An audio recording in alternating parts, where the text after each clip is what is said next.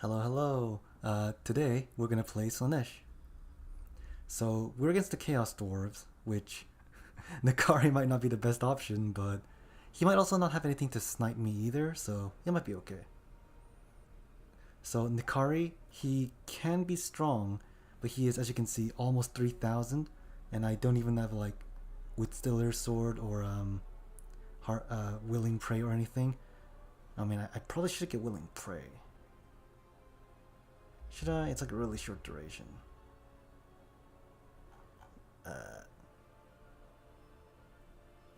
It's just that with Nakari, my army's generally thinner because I can't afford as much stuff. But maybe I could like do it like this and then like get a bit more. But that does make it harder because if Nakari can't get his value back, I basically auto lose. But you know, we'll try it. Yeah, sure. I mean, I did this a few times, but usually when you're Slaanesh, the only lord you bring is Sigfold usually, because he's hard to kill. He's got perfect vigor. He's very fighty and stuff. So I'm sure if you see any Slaanesh games, it's usually Sigfold. So I'm just gonna go with Nakari because he's a lot harder to use. Now, am I gonna use him well? Probably not. Oh god, this is so expensive. Okay, you know what? Get rid of Willing Prey. Willing Prey ain't gonna help me here. So he's Chaos Dwarves. He might bring artillery, but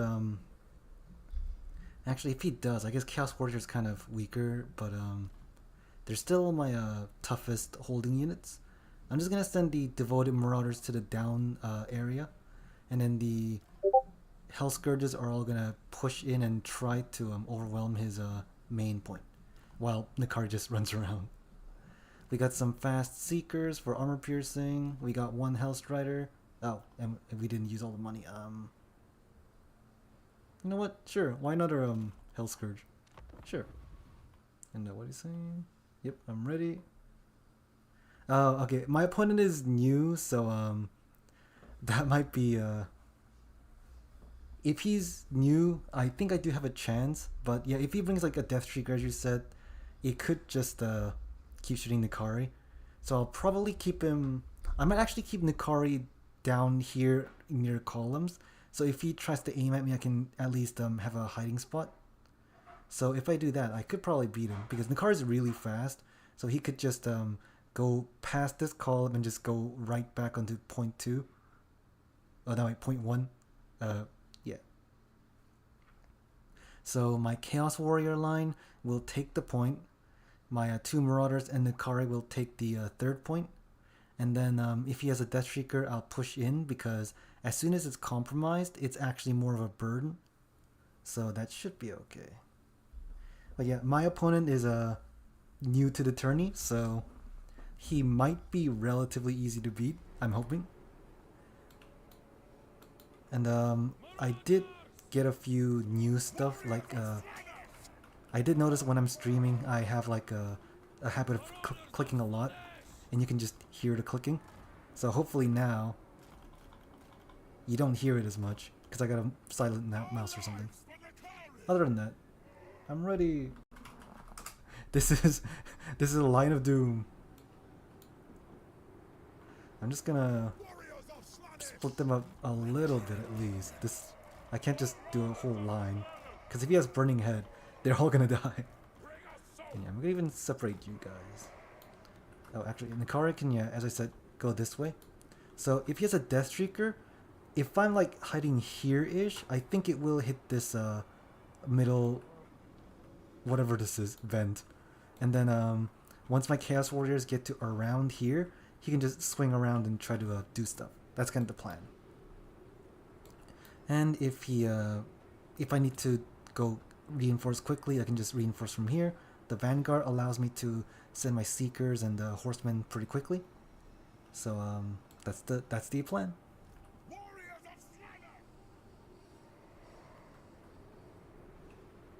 So yeah, the thing is, I want lords like Nakari to be really good because, you know, he's cool. He's like the Mega Keeper Secrets, but characters like this are kind of hard to get their value back, which is the reason you don't see them very often. So like, Sigvald and Valkia especially, they're relatively cheap. They can do pretty good at fighting, so you usually see them instead of the powerful demon lords, which is kind of boring. So that's why I'm just using Nikari today. Okay, I think he's ready. Yes. What's he got? Oh, Drazoan. And honestly, this Bull Centaur might be a problem for me. Oh, he's got guns too, so I really need to be careful on that. Because his guns, it's gonna insta-kill Nikari. So I need to always be microing him around, which is hard to do. He's fast, but one of the problems with single entities, so if you stop now and let's say do this, he's gonna take a long time. Are we lagging? Yeah, so... Oh, he dropped. Oh no. Uh-oh, he dropped. Anyway, the thing I was saying is that characters like Scarbrand and Nikari, they seem fast, but when they're turning around, it's like annoying because they take a long time.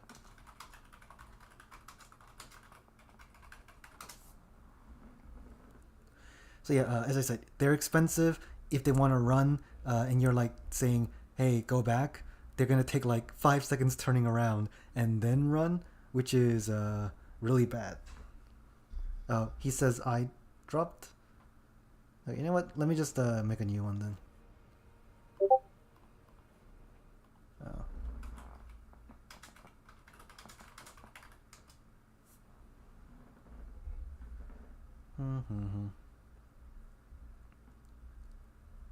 That was unfortunate, but he's using Drazoith, which I don't think he's very common either, because when you're playing Chaos Dwarves nowadays, you use the cheap Sorcerer Lord and then just go really wide, which I think that's actually like a better build for me, because obviously Nikari wants to tear out things, and because the Slaanesh army abilities also require you to route things, that really helps out because you have a lot more options, as in a lot more targets. Because even though Chaos Dwarves have good enough leadership, if you hit them hard enough, fast enough, they do run, especially with Terror. So you make them run, you do some damage, and then hopefully Nikari can kill something and get his ability casting, which is the Harvester's Souls. So this ability is actually a really good heal. It's just that against enemies that don't crumble, it's really hard to activate, because if it's like a mortal unit, like let's say a Marauder, you need every single unit to die, which is kind of hard to do sometimes. Which is why I was debating bringing Soul Siphon, but I think that's it's not bad. Oh, it's wavering or lower. I thought it was when they're routing. Okay, actually that's not bad. Maybe we can just go oh, I guess I shouldn't change it after I... Yeah, we dropped, so we're gonna try not to change it.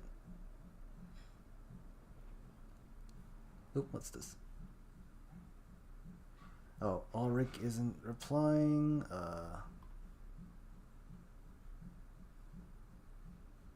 Let's see. Ulrich.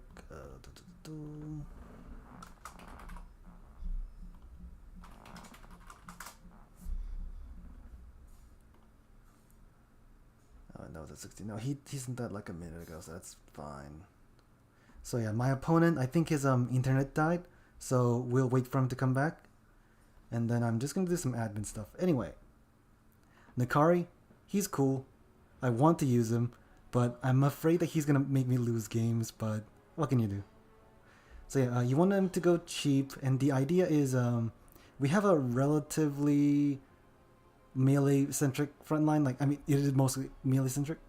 So we do Blissful Rapture, so we spam abilities so that we can get the passive running. We might get Soul Siphon next time, but, you know, like cut out a Hell Scourge, get another Marauder, and then we can afford that with 100 gold. And then, yeah, that should be it. So you think, you know, Willing Prey, that's like an amazing debuff. The Witstealer's Sword, it gives you a lot of damage. but the duration is so short that I think Nikari gets to like attack maybe 2 or 3 times, and that's if he doesn't bug out. So I don't think it's super good. So I'm going to avoid the 200 plus 150 extra gold, make him a little bit cheaper. Harvester souls we do need, definitely. And then, you know, like, just spam these abilities, get the Blissful Rapture, and then just kill things and the route things. That's the general idea. Okay, what's that guy's name?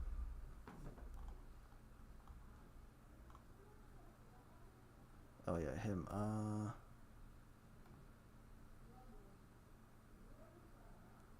If Ulrich doesn't respond, I guess I can change that. Oh.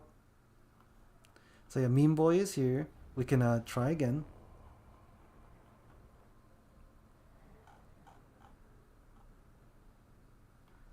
What's this? Oh.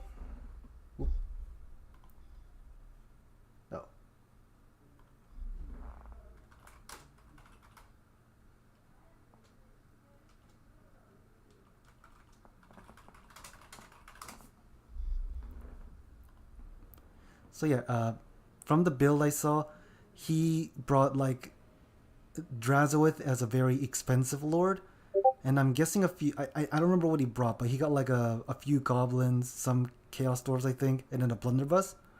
So if blunderbuss is not stopped, it could be annoying, but I think if I use last Lash of Slaanesh, that does interrupt their firing. So if I can get that going and get Nikari in there and do stuff, I should be fine.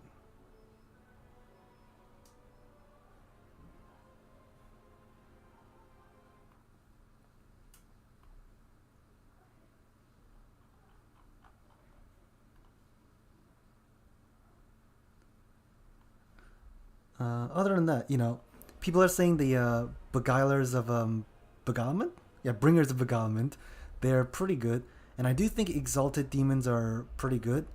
But I think exalted demons are good because of their charmed ability, which obviously bringers of beguilement doesn't really have.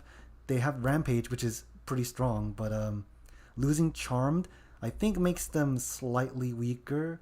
But rampaging, of course, rampaging a character like, for example, Malekith or something, which can trap them in and you can kill them with it, that's sometimes more important. So I can see why they say it's really good. Because rampage, the thing is, Slaanesh still has many other ways to rampage. Like we have one of the spells and we have one of the army abilities, which is the first one actually. So it's not hard to rampage. So I do think normal exalted might be better in a lot of ways. I'm not too sure. But yeah, anyway, we're doing the same exact thing. So you guys will go over here. You can go over here. And then we'll just do this, I guess, again. Yeah, I hope the clicks are a bit quieter for you now. Because I noticed that I just spam click a lot and then I'm hearing a billion clicks. So hopefully you don't hear that as much. Oop, no, not him. I mean, you can still hear my keyboard and my middle mouse, it seems, but the left and right click, which you see me spam a lot, that should be quieter at least. Yes, we will do this. He still has some Chaos Dwarves, and I think I saw it might have been the Sneaky, no, just Hobgoblin Cutthroats. Is Drazowith that expensive? Because he has a bit less than me. And Chaos Warriors I think are more expensive. Oh yeah, I guess the Bull Centaur Torque is kind of expensive. So yeah, I think he's going entirely for the push, which is fine. We have, what's his name, Nikari here, so he can just come back and support if needed. And in fact, since it's Drazowith and the hero, maybe I'll just summon the Bringers of Beguilement right away. Because if he lands, I do kind of want to keep him from cycle charging. Actually, what's his abilities again? What's he got? Oh, he's got Flames of Hashut, which is kind of gonna be painful. Oh, he's got Curse of Hashut, which I think is Spirit Leech. Okay, oh, he's a breath attacking. Oh, that did pretty little damage. Very low damage. That I'm pretty happy with that. What else he's got? Man, the flying bull guys, they just like love to do those random animations of just flapping around. And okay, he got some sneaky things. Oh no, he's summoning. Bull Centaur renders. Okay, so oh yeah, I'll stream Zinch next time. Hopefully after the DLC, so that he can be a bit better. That's kind of what I'm hoping for. But yeah, okay, I'll play it next time. Sleep. Yep, he's gonna use the Spirit Leech. Kind of seen that coming. But you know, he's gonna get a lot of value from it because Nikari's expensive. But we should be fine. We have a victory point. Keep it from the foe. But yeah, so he has 9 units. I'm seeing like 1, 2, 3, 4, 5, 6, 7. So he does have 2 the sneaky gits or whatever it is. The anti-infantry with the throwing knives. And he brought 1 great weapon Rendors. So they aren't going to be good against this build because we have a lot more infantry. So we might just summon more infantry for now. Just because oh, are they going to that side? Do we have any spears? I don't think... I guess I got these guys, but... I'm afraid they're gonna lose. We're lagging in. What's, okay, he's using the breath attack there now. Okay. Oh, well... Honestly, it's doing pretty low damage. Like, it didn't even kill any of the models. I'm surprised. Isn't this Cinder Breath? Cinder Breath is like a pretty strong one, isn't it? Huh. Okay, so what I'm gonna do is, if he attacks there, I'm going to just surround him, because even though the bull Rendors are pretty good, if he's surrounded, he'll just die anyways. So we'll keep an eye on that. We also need to keep an eye on what's it called? The volcano ability. Yep, okay. We'll do this. Cool. And then oh, there's the other there's the guys. He is coming in. So this is kind of a mistake. I think I would have just left a few units here and then entirely focused here. Oh god, we are kind of losing though in some ways. Because, yeah, you know, he said he's new, but this is like a really long distance for reinforcements to come. Like, oh, he's got a death streak. Oh god. Okay, I can see why he might be coming in, but for example, if I win this fight and then just bring some things there, he's kind of screwed. So yeah, I'm going to just send these guys to that side. And his blunderbuss is kind of behind his units as well, which means he can't do as much fighting as he wants to. And then we'll just, oh yeah, I guess I should use my lash for the buffs. Yep, we are winning this fight. So now we can just send this over here. Man, Nikari is already kind of damaged, which is unfortunate, but yep. And then do we have... I will summon Seeker soon, and then he'll kind of lose his units immediately. That's probably what's gonna happen, let's be honest. Oh god. Yep, oh god, he's coming for me. I can see the glint in his eyes that he really wants this. Oh god, we are dying. Okay, Seekers, you know what? I might even need to do this. Oh god, that was a lot of damage. I think he did so much damage because of the charge collision mechanic thing. Basically, if you don't know, big units can oh, what's happening? Get over here. So if you don't know, big units can kind of get like a charge while they're moving through infantry type units. Oh god. Yep, so this is kind of the idea. So we got them trapped, we got them rampaging, and we're just gonna attack the rear of this guy. Hey man, what is that ability that's doing that? Talisman of Obsidian? Wow. This tells me so much what this ability does. Okay, he's terrified. I'll need to get Drazoeth distracted. And when this oh god, he's pushing through. When the Torx dies at least, which oh god, he didn't. That's not good. But that's not bad. And that's kind of doing okay. I need you guys. Okay, he got rampaged. Good. And now if I can kill the Torox, then that should. Oh god, don't. Nakari, don't walk in there. Okay, I'll use whatever disability is on him, and hopefully I can kill that. We are winning the front line relatively decisively. We killed his blunderbuss. We are killing the other things, but he's kind of beating this. But it's fine. As long as Nakari lives, that's what I need. And yeah, Drazoeth, he's doing nothing. Oh, you know what? Let's use that ability. I haven't been using abilities, so sure. So I think Drazoeth is probably dead. I'm just gonna use this just to get the passive going. And he got rampaged again. Nice. And just we'll attack him in the back. Yeah.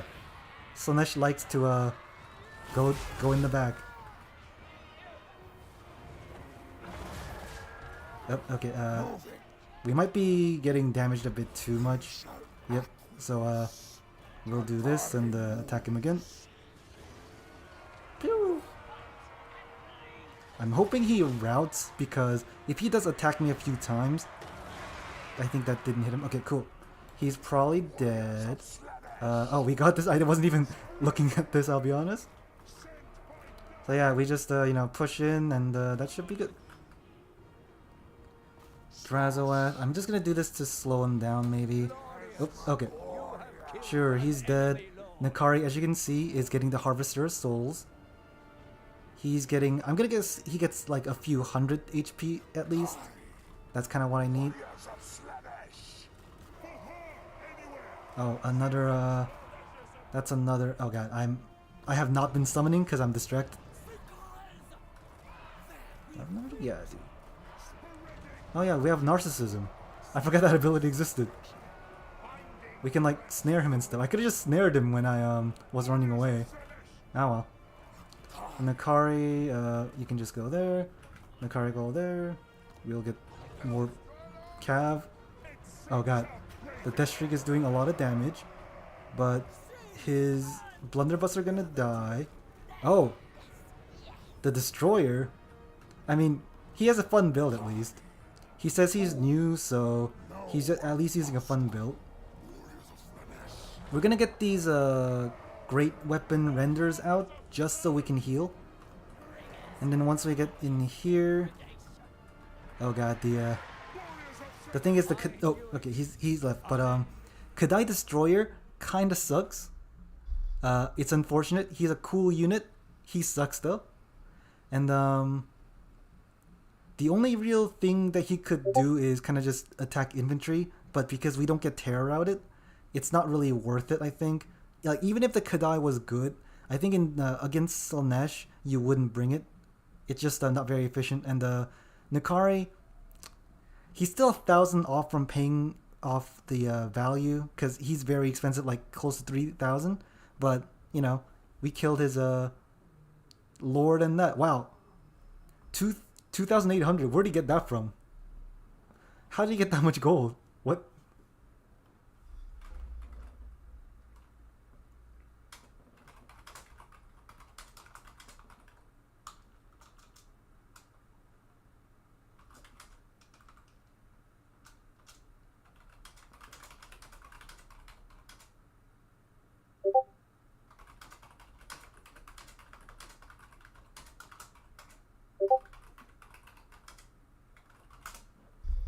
Oop, I'm getting a bunch of things.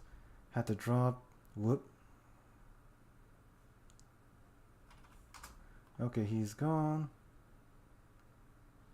Oh, Alric has a lag apparently. That's fine. Let's see. I guess Hippo dropped. Akos will at least get to fight now. So, apparently today's like a lunar year? Is that what he said? Lunar New Year's. I did not know that. So yeah, hopefully, since one person dropped, we might no longer have a buy round because it's always sad to be a buy round because you're just waiting around for everyone else to finish. So yeah, we do this, Slaanesh, and hopefully later we can fight someone that's more experienced, and that way we can show off Nikari a bit more, or we could just die. I'm afraid that Nikari's just gonna get us killed, but we'll see. A mouse soon. Oh.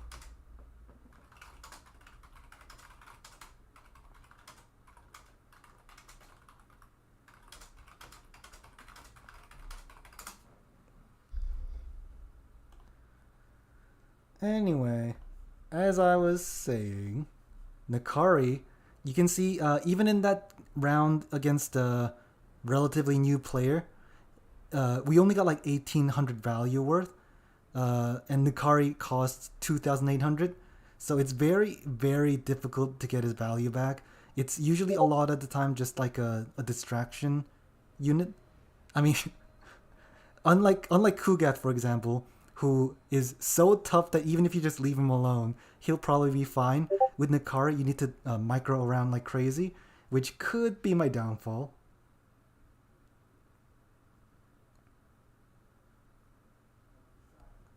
Yeah, so my hope in this kind of build is my pretty strong infantry will carry the fights, and then when they're really big units, like let's say Lewin, for example, or like Boris or I don't know, Valkia, they're trying to like kill Nikari, so they're just distracted, and then once we can bring them to our back lines with the Bringers of Beguilement, we can rampage them, and then just kill them, hopefully. You know. So Nikari is a distraction so that I can isolate and kill their lords. Which I think is his purpose anyways. That's kind of his role, right? Like with Stealer's Sword and Willing Prey to really weaken them, and then you just kill them. That's kind of what he does. So yeah, I do think we need this. Damage to combatants. I don't know how good Willing Prey is. I mean, the Harvester of Soul is, but I think we do kind of need it. Or Soul Siphon, I mean. Because we do definitely need units to completely die. And that's kind of the problem.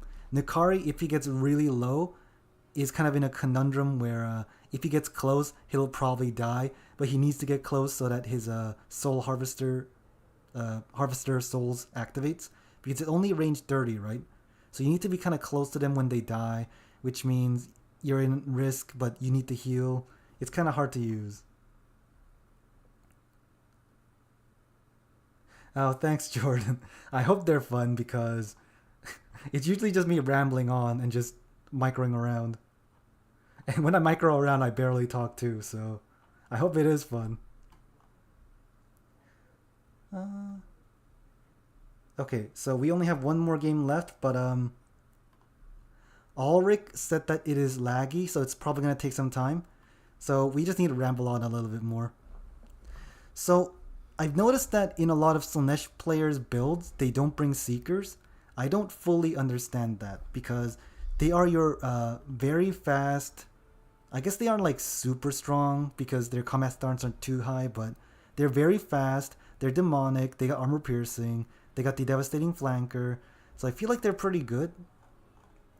But people don't seem to bring them from what I've seen. They just bring, I mean, I guess just a billion Chaos Warrior, Hellscourge spam is probably better in a lot of ways. But I feel like the mobility just gives you so much options. Especially because, you know, Vanguard and 100 speed is really good, I feel like. But maybe they aren't. I don't know. Marauder Horsemen, just so that you can have some kind of shooting. We got Hellstriders. So they did get nerfed a lot. And now they're kind of inefficient, I think. That's why you don't see them too often. But I do think having a relatively low cost fast unit is still not bad. Although at the same time, I could just do this, I guess. Maybe that's more efficient, because horsemen are always more efficient than a melee type unit. As in, like, the throwing units are more efficient anyways. Whoop. What's that mean?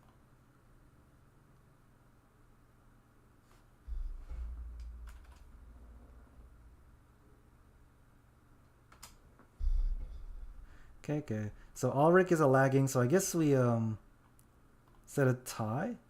Oh, okay.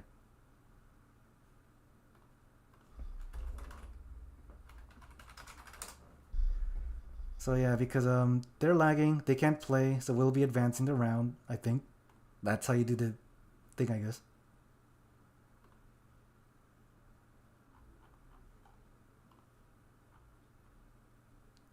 So they are still here. Anim is still there. Cool.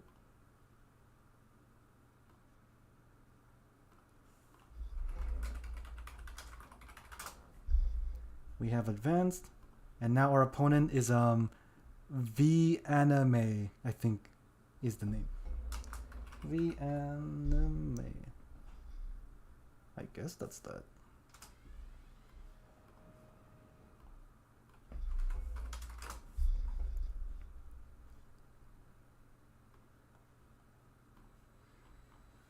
Okay, our next map is Edge of the Darkwood. And I don't know what V Anime's faction is, so let's just check.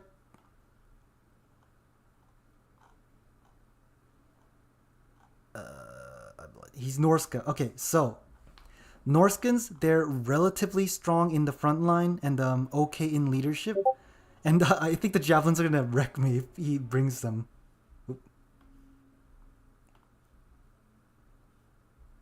Yeah, if he brings javelins, that's one of Nakari's weakness, you know? He has absolutely no armor, and javelins do high damage, anti-large damage, which is kind of his weakness. But luckily, unlike blunderbusses that are like gunpowder that are very fast, javelins are kind of slow and kind of dodgeable, which might be my only chance of winning.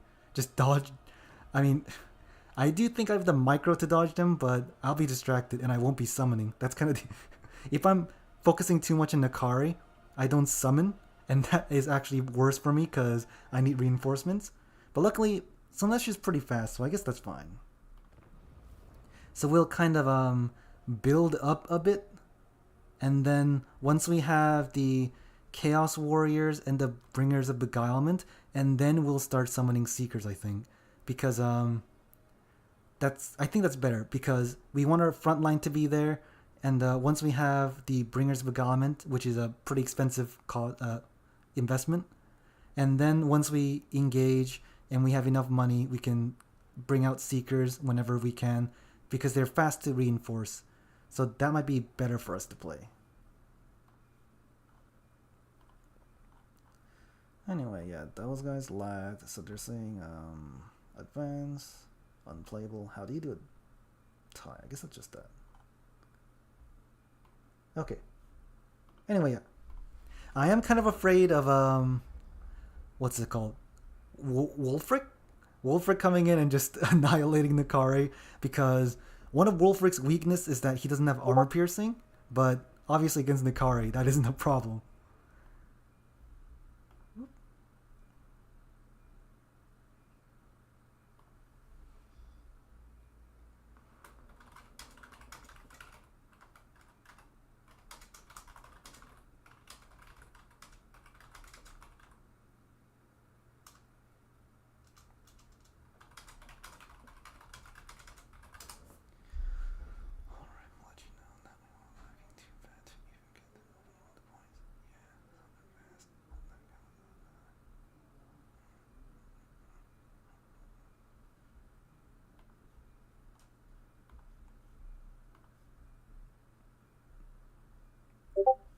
I mean, maybe against Norska, Seekers aren't really needed.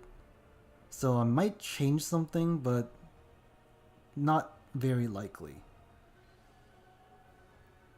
Because Seekers, they're good, but they're only really efficient against armored units, but kind of too late now, so whatever. Whoop.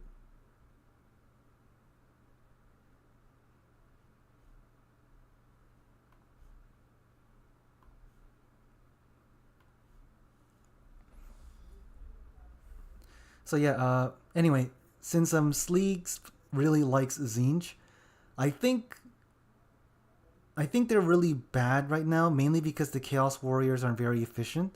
It's one of the things with the marks, because Nurgle marks are actually pretty good now. Slaanesh marks are pretty good.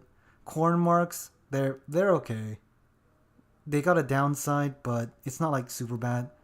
And for Zinj, all they really get is I think like 800 HP increase and like magic attacks, which for most fights are kind of useless because I think Nurgle gets around that much in HP, right? And they get poison as well, which poison is good against every fight because you lower their damage, but magic attack is only good against certain fights. So I think that's one of the reasons that Zinj is losing, because they're so inefficient.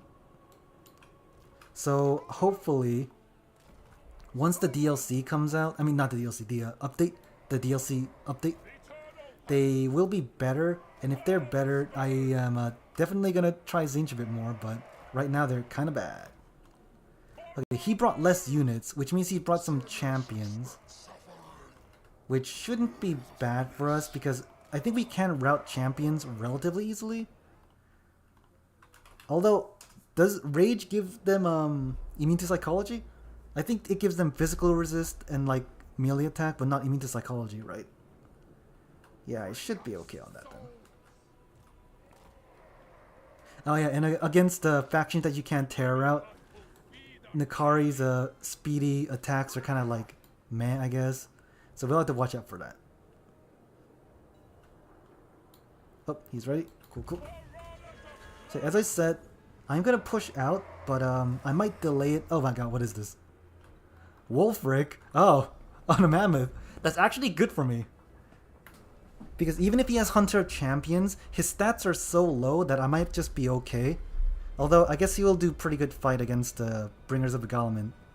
In fact, why don't I just bring a bunch of, like, skirmishers then? Because he brought, Marauders, Trolls, some champions. Okay, I'm definitely bringing...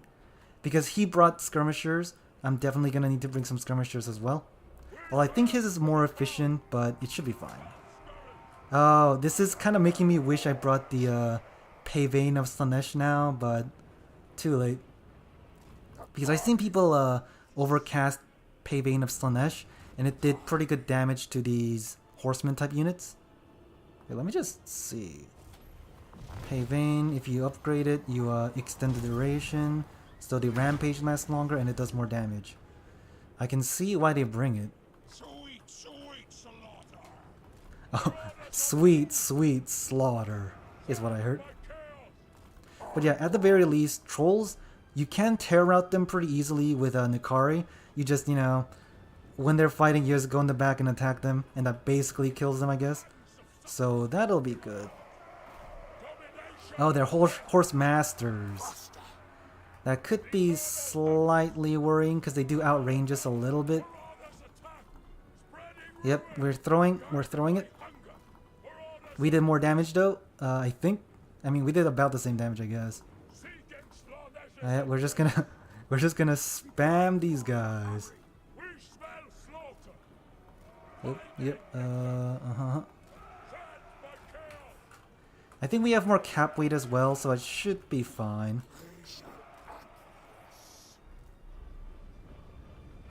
Okay, we are definitely taking that. We what's this? Death magic? Oh, Fate of Buna. Oh, he's got Fate of Buna. That's kind of bad. Cause he'll be using Fate of Buna on my horsemen or my seekers. I would personally use it on my horsemen just because he can win on the skirmish fights. Okay, I mean if he wants to do that, I can do that. If he wants to fight, go Nakari. Oh yeah. Yep, he's skirmishing. He's skirmishing. I mean, I can also do that too, so I'm fine with that, I guess. Oh. Okay, let's just do this. Yep, and he used it there. Oh, I'm hearing the ho ho ho. And the, oh god, that's okay, that could have been much worse, I think, but that's fine. And then we'll do this. And we'll activate this. And hopefully the Seekers can get there fast enough that we'll be okay. Uh-oh. He's doing that. He's weird charging. That's smart at least. We'll bring one of the Marauders here. Yep, okay, he's escaping, I think. I mean, that's smart at least. Okay, get out of there, because we're dying now. We're dying.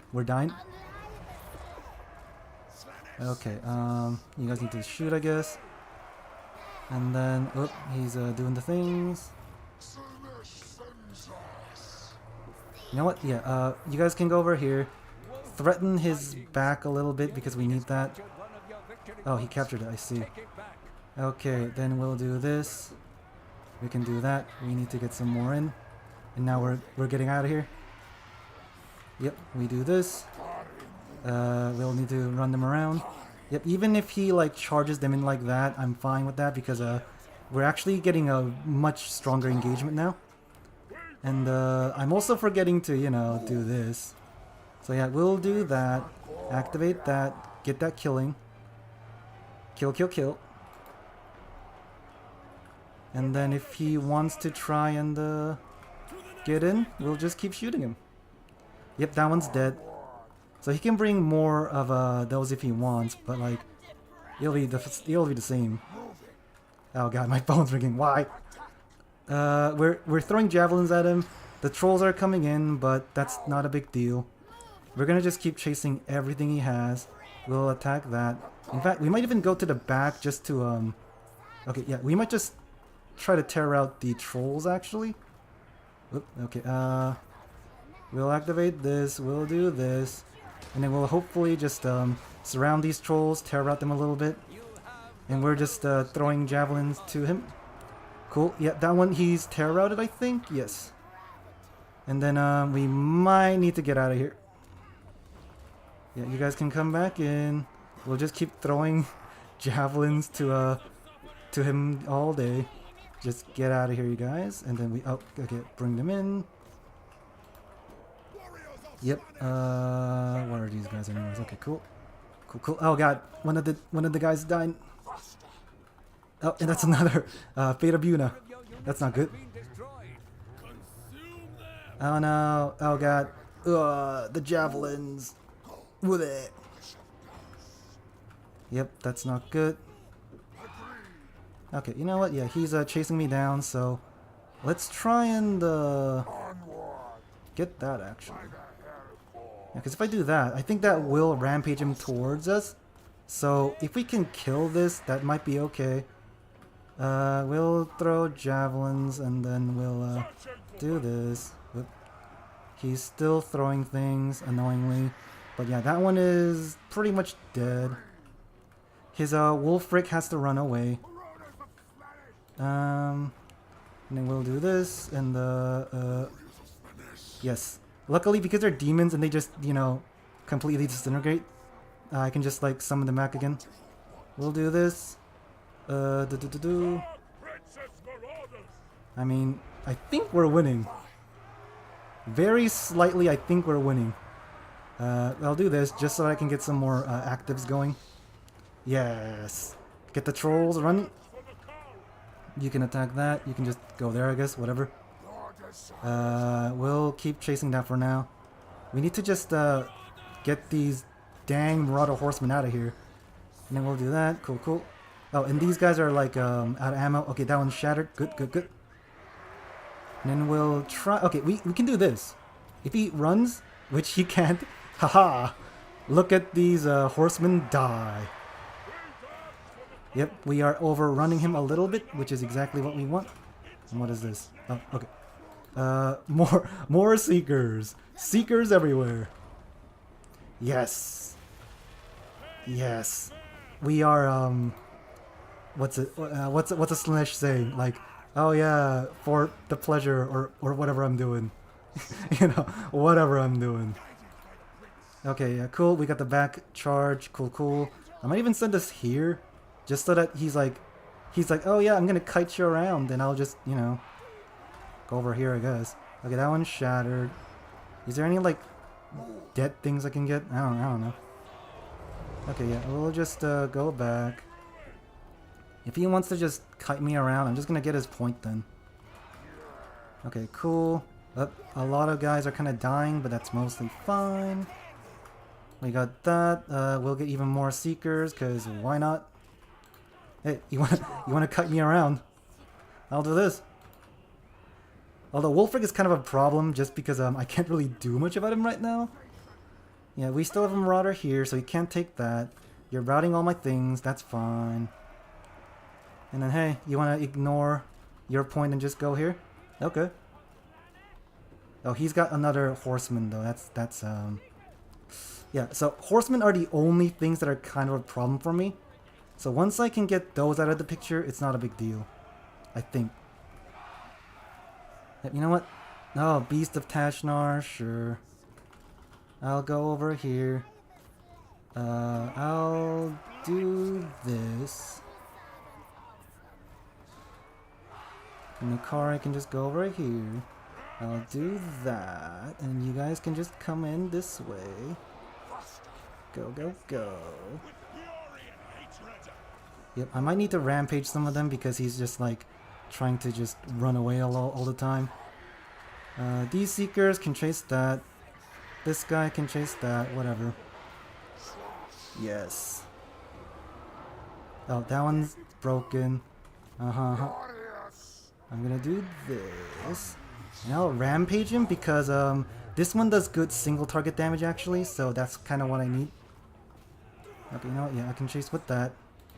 I do need to do some housekeeping, but I think we'll be fine mostly. I shouldn't be away from Nukari this long, but I am. Okay, that should be okay for us.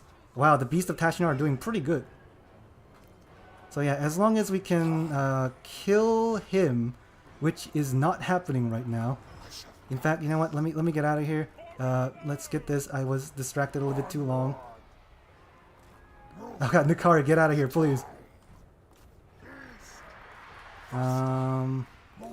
In fact, oh, no, I think the skin wolves are chasing after me, so I'm just gonna run away. I can get out of here. Yes, rear charge the trolls, and that should get me a big advantage. Oh, actually, yeah, I'm gonna run away because he's obviously gonna try to chase me with the friggin' what's it called? The horseman. So I'm gonna wait for the infantry to get in because I definitely need them in there. I would like to kill Wolfric, but I don't think that's possible right now. So we might even just go after him. Yeah, because he's definitely slower than me. I'll summon... Oh, I didn't summon Bringers of Beguilement. Or did I? I think they might have just died. I don't remember. Yep, I mean, I think a single cap is also fine, right? Because I think we went on a single cap. So yeah, if he wants to go for a kite style, I can just wait around, get the Bringers of Beguilement up. And then we should win. You know what? You can just fight that because he just kind of stuck. Yeah, this one's stuck. You get out of here, please. Don't go in with them, please. Get that. I'm here.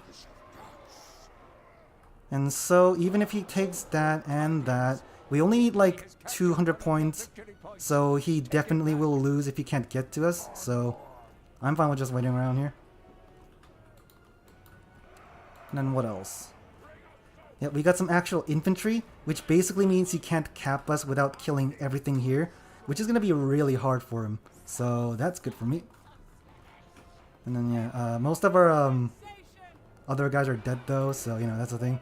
Okay, you know what? Yeah, these guys are pretty much dead. You can just sacrifice yourselves. Yep, I mean, you can poke me around, I guess, but you're still dead, so I don't mind. In fact, I was gonna trap and like chase after these guys, but I don't think that's a good idea right now anymore. And we have really fast reinforcement points, like here. Take So it I'm just back. gonna do this. Is that good? No.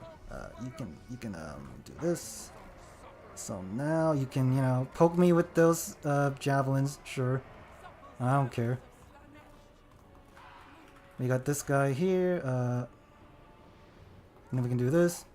Oh, oh no, my devoted marauders of Slaanesh, who are absolutely garbage. What am I gonna do?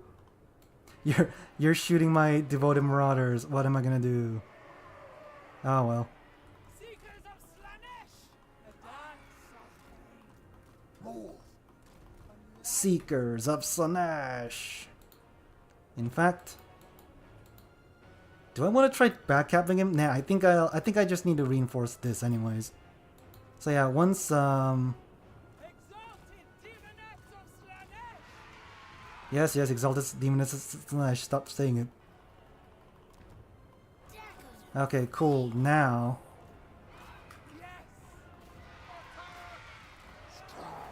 okay, now he's doing that, of course. Well, I mean, if you want to run away from me, that's fine too. Okay, I'll just go that way. Cool. We'll do this. We got that going. Yep. Do this. And then we'll just micro everything around. And yeah.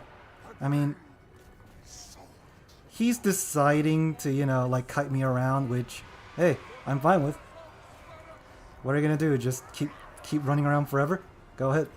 In fact, I'm just gonna like, yeah, net that. I mean, he stopped running now anyways, but, you know, I'll do this.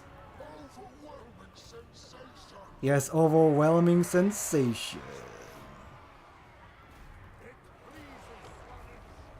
So yeah, that one is dead. I'll charge that forward, I guess. We'll do this. We got this. So yeah, the skin wolves are dead. We'll send this one over to kill the trolls because we kind of do need that dead. Oh, he's gonna come back in. Hey, more seekers. Who would have guessed? So yeah, seekers. Honestly, no. Get that. Oh wait, you're getting that. You can get that. You get this, and then you can just distract that. And then oh yeah, he's cutting me around, but yeah, yep, there we go. Good old kitey Slaanesh. I mean, no, I wasn't the one kiting. No, I was the one that was like, hey, come and fight me. And he was like running away. So I wasn't the one kiting, okay? I was the one that was like, fight me. So yeah, Nikari did pretty good. Wolfric, honestly, if he was on a horse and he brought like more units, that probably would have been harder for me to deal with. And I don't think I use my spells very well. I keep not using my spells. So maybe, especially because Lash is kind of wonky for me. So maybe just getting Pavane of Slaanesh is better. Because in that situation, just using Pavane of Slaanesh and just like getting one of the horsemen to come after me would have been a better idea. So that's probably better. And then, I mean, I like Chaos Warriors with Hell Scourges, but man, the costs are kind of like wonky for me. I think Soul Siphon is pretty good. Blissful Rapture, definitely very good. Harvester of Souls, definitely need that for the healing. Even though I don't think it went off the entire game that time, but, you know, whatever. Bringers of Beguilement is pretty good. Well, can I, like, cut to bring more things? Oh, maybe like this? I mean, we get less things, but we do get at least some anti-large. Sulfuric Musk is pretty good. Maybe this. Just so we have more utility in like trying to stop skirmish cav. That could be good. Nice. Man, oh god, don't see two there. Man, can you imagine the Norskins being like the ones running away? Because when you think Northern, it's like, oh yeah, you know, we're the berserker guys. We just go in and kill. They're pretty much like Korn, but they were just kiting me the entire game. I mean, at the end anyways. That's right. You better fear Slaanesh because if they kill you and they get they get your soul, it's gonna be a bad time for you. Where's Slaanesh? Oh yeah, there I am. Slaanesh, Norska. We did it. As Slaanesh, we go hard and fast. Hooray. Oh, Heartseekers. So, I think they are good, but the problem is that Seekers are just more efficient. It's one of those things where, like I guess it's not always the case because I think Exalted Bloodletters have their place. I think Exalted Demonettes are probably better than Demonettes. But it's one of those things where if you want like a fast cav, the cheaper ones are better because they're more likely to get their value back. So as an example, throughout that entire game, we were chasing down the Marauder Horsemen, right? But their armor is pretty much the same. If the Marauder Horsemen were to like shoot at the Heartseekers instead, they would get more value. It's not like they're fast or anything either, so we would have caught them at the same time. And once the Seekers caught the Horsemen, they were dead anyways. So, yeah, Heartseekers are good. It's just that I think normal Seekers are more efficient. Because generally you want cheaper units because they can get their value back more easily. That's why Nikari is usually not very good because he's so expensive. And it's kind of hard to get his value back. Whereas, Sigvald, he could cost like 1,400 and he can get like 3,000 because he just doesn't die. And he doesn't need to run around. There's no need to micro. So that's why Sigvald is good. But Nikari and like Heartseekers and Seekers, you need to micro them a lot, which is hard to do. Especially when you're like, okay, I need to keep an eye on this point. And like, he might use this spell, so I need to be ready to dodge it. And I also want to summon units in. There's a lot to juggle. So Heartseekers are good, not as good as normal Seekers, I think.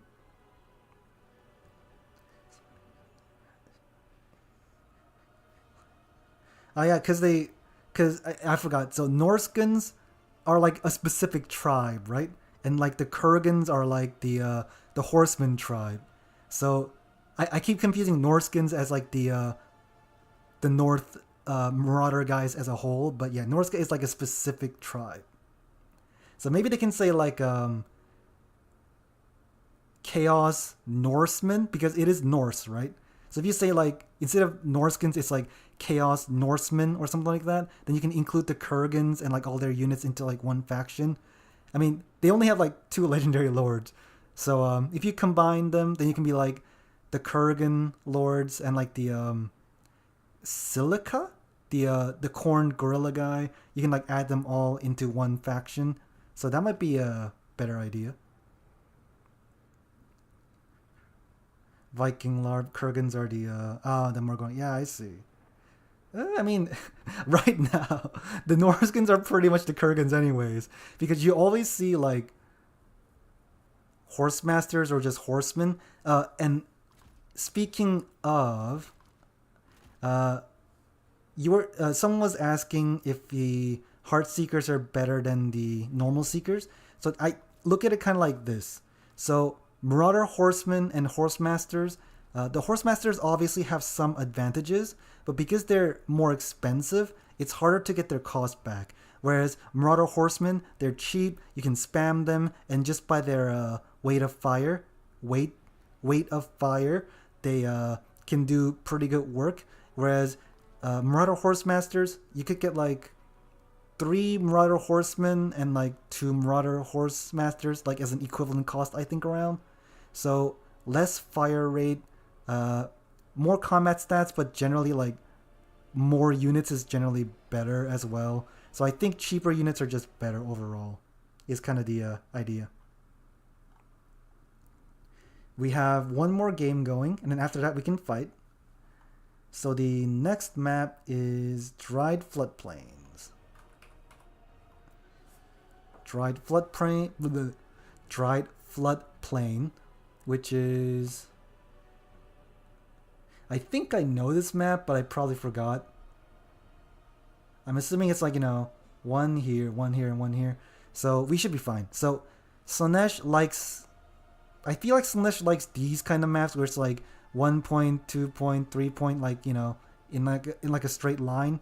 Because Slaanesh is so fast with the cavalry that we can just micro around and kill things. So that's kind of the plan anyways. I mean, that's always Slaanesh's plan. You distract them with the heavy infantry. You get them to just distract the front line, and then you bring the Seekers, get them around, and like hit them in the butt. That's the usual Slaanesh strat, anyways. So we'll just be doing that. Yeah, that's what I was thinking. We will wait for the Shadows of Change update for Tzeentch because, you know, Kislev, Cathay, and Tzeentch are getting some new units. So that might make them a lot better. Because, I mean, Kislev, they definitely need a nerf. I think Cathay, after the Chroman nerf, they got kind of weaker. And, I mean, the Xiao Ming nerf as well. So that his item only heals him once. So after that, they did get kind of weaker. So no one really plays them right now. But maybe with the new Sentinel hero, we could probably see them a bit more. And then Tzeentch, I think they did get some good units. Akold is very strong. The Mutalith is like one of their centerpiece. I think the Shrieking Sky Rays are also really good. But I think they're just base units kind of suck. So maybe that's why they suck. I don't know. They're not super good right now anyways. I think it is in February. I think they literally said it's going to be in the middle of February. So I'm assuming... Hold on, let me just show you. I think they said that.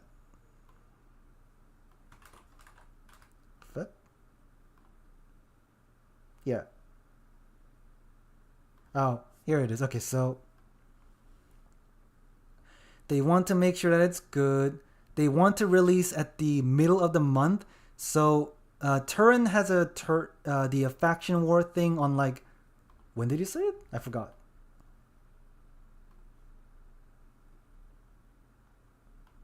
So if you didn't know, Turin made like a faction war style event. I think that's like the faction war that happened before the Shadows of Change got released. You know, like the day before Shadows of Change officially released, he had a faction war where players got to play an early access game and stuff like that. So if he's gonna do it on the 16th, and if it says like in the middle of the month, then it's probably gonna be like probably after the 16th, so maybe 17 to 20. But as I said, it could be closer to the end of February depending on how things work. So it's probably gonna come out on February though, at least. Yeah, probably February, like at least after Turin's tourney is my assumption. But yeah, we did get to see Cathay getting the I mean, let's be honest, there's a lot of reskinning going on, but you know, I'm hoping they at least get like some campaign mechanics adjusted because I think Tzeentch and Kislev barely got any rework for their campaign mechanics at all. But I do think the Sentinel like hero it's pretty cool. I think it's the first hero that's like ever that big. Like, you know, like yeah, is there anything like that? I don't think so. I think that's gonna be our first hero that's like super big, you know, very large. So that's cool. And they're getting like the what's it called? The 2 reskins, which I think the Phoenix is the Moonbird, the Lion Griffin or whatever is like just a Griffin, and then what else did they get? I think in the Gate Master, which is kind of like a Waystalker, I assume, but like more defensive because I'm assuming it's like a Waystalker because, you know, they get a crossbow, so they're probably gonna be shooting a little bit, and they got a lot of melee defense and a shield, so he's gonna be a defensive kind of Waystalker-ish unit that can also buff units, is kind of what I'm assuming. A Sentinel hero, I mean, I think he looks cool. I really like the aesthetic of the Sentinels, because, you know, I think they do look cool. The wings, obviously, you know, he can't fly, and it's kind of weird for him to have wings, but I think it does make him a lot more unique. You know, there's like more to him. Because if he's just like a sentinel with a bow, they're going to say, oh, it's just a bone giant, which he kind of seems to be. But the wings, I think, make him look cooler. Yeah, the Gate Master, yeah, he does have a crossbow too, apparently. So he's kind of range, kind of support, kind of defense, I think. Oh, are they? Because I think they did say everyone's gonna get a hero and a hero and a lord, which I don't think Zinch got a generic lord, but I think they got chaos sorcerers, right? Or was that from champions? I don't remember. Are they done yet? No, Tim the Wilder is still not done. So yeah, Gate Master, the wings. I think the wings are cool. I mean, even if they like, where is it? Beastmen. So think of the Jabber's life. They have wings, but they can't fly. But it does kind of add to their like, they're not really flying. They're just like wobbling around.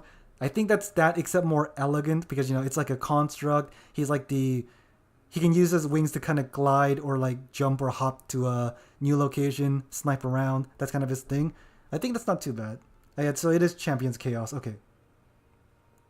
If that is the case, I can see them getting a melee, like not a cold, like normal melee. What's it called? Exalted hero. And I do think a Chaos Lord for Zinch would be a good idea. Just because everything they have is spellcasting, so like having one melee Lord isn't a bad idea, I think. And then I do think an Exalted Hero is probably the most likely, but here's the thing. If they do bring an Exalted Hero, isn't he just going to be like a halberd? Because, Korn Exalted is like dual axis because that's Korn's thing.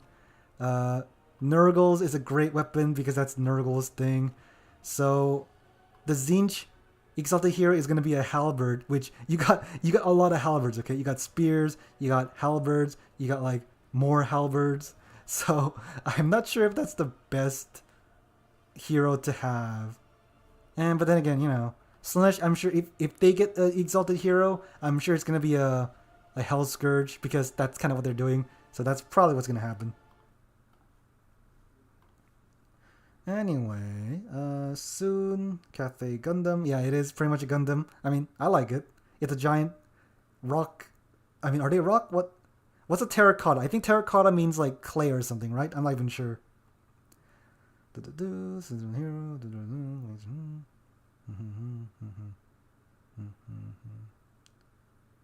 Yeah, I mean, because Zinch, they used to have the skull-based Doom Knights, and now they changed it. So they are definitely one of the better looking because of the feathers, and like I think the feathers really accentuate their uniqueness or whatever. I don't know my words.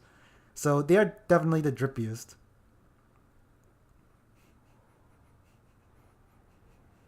Yeah, I know. Zinch just hates large and well, Zinch's blue fire got nerfed, so they're not as good at dealing with big entities anymore. So I guess they might need more halberds, who knows? MVP? Nerf MVP? What do you mean? Yeah, I do think Flamers, I think they used to be pretty good, but because they have so little health, they just die so easily. And I'm not sure what you mean by MVPs. Mutilith Vortex Beast. Oh, is that what you mean? I mean, I don't know. I'm assuming it's Mutilith Vortex Beast. Nurgle heroes or anything to go off? Well, I mean, here's the thing. I think Nurgle heroes are good because their stats are kind of ridiculous. Like 60, 50 with healing and a lot of HP is good. The Exalted heroes for Korn, for example, they got less stats. They don't have armor piercing. That's probably why they aren't used. And no healing. I mean, Potion of Toughness isn't bad, but it's not super good either. Shooting Core, yeah, Zinch Shooting Core is kind of wonky now. Yeah. Oh, is the rounds done? Oh, whoop. Okay, yeah, advancing.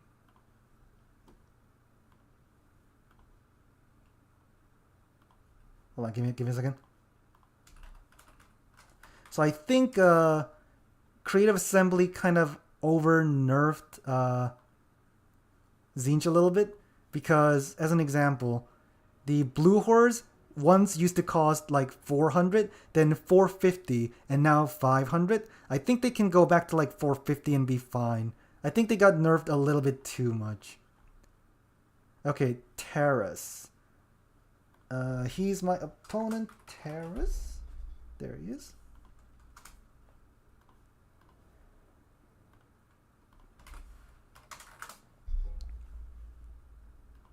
Oh, I can go to his. Okay,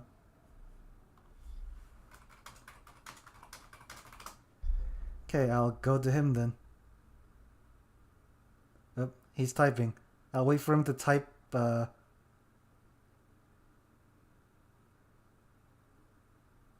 Okay, yeah, I'll go to him. Join with code 123. Total noob. That's the lobby name. Oh, is he ogres? The ogre man-eaters with handguns are gonna be a problem, I think. But oh god, I think we're gonna die. I'll be honest. Because no, I mean ogres got nerfed a lot. Maybe we can win. I'm actually not sure.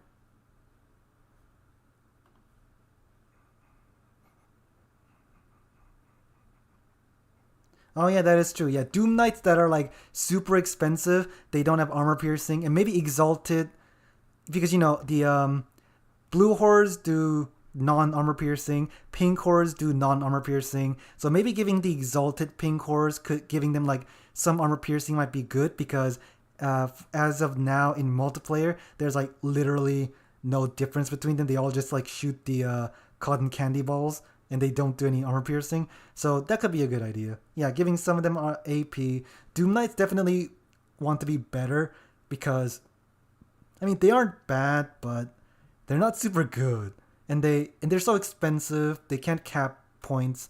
Yeah, a lot of Zinch's units I think could get a bit of a buff. Just nerf some of the strong stuff like Kairos could get slightly nerfed maybe, specifically because of land battle. Mutilate Vortex Beast could get nerfed a bit more. Their core units, I think, can get a bit of a buff.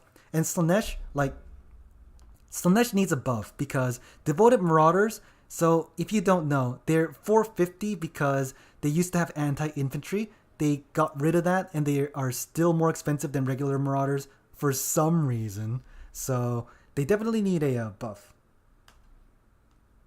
Yeah, I think the main thing about pinks is that because blue have 160 units throwing the balls at them, so that actually adds up to a lot of damage. But because pinks only have 80 units, which is half the amount, even if they have a bit more damage, just the number of shots is so much lower that it really makes them do less damage. And they're also worse in combat because of that as well. So the fact that there's 700 is kind of ridiculous. I think you can get them to like 650 and they would still be not super good either.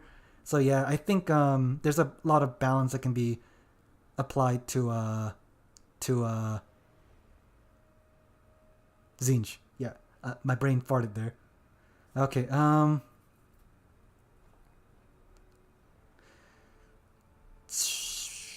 I'm gonna keep this. Oh god, I'm afraid he's gonna go. No, would he bring a lot of lead belchers? I don't think he would. Bringers of Beguilement is, I mean, ogres can kite, so I guess that's not a bad idea. Yeah, I guess that's fine. Yeah, sure, let's go with it. Yeah, basically, if you see my streams before, I barely changed my build. So, especially when I got like a Nikari in here, I'm not gonna change it too much, but I'm thinking like if he has lead belchers, the Chaos Warriors are not going to be super good, but you know, we have trees, so we're going to hide them in the trees for a bit. Oh wait, I think I do know this. This is the thing where I was in Corn and I was against vampires. Okay, I remember now.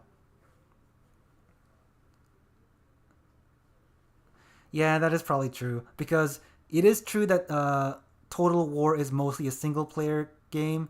So I'm sure they're going to focus on the campaign mechanics for now. And then once things settle down a bit more, the multiplayer balance might happen again. But for now, it's probably going to be more single player based. One guy, I mean, I don't think it's one guy. I think it might be at least 3 or 4 at least, right?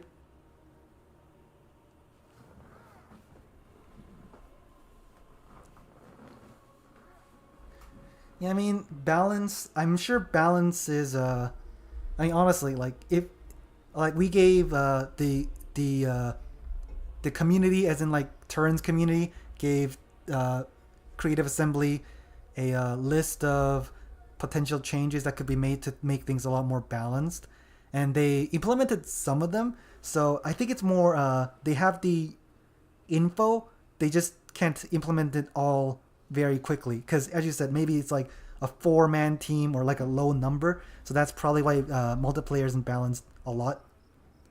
So yeah, the idea is if he has lead belchers, okay, he does definitely have more units than me, unfortunately.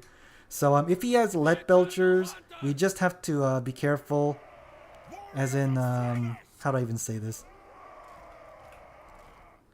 Yeah, he's okay. Can Nikari hide? No, he can't. Okay, I'll just do this then.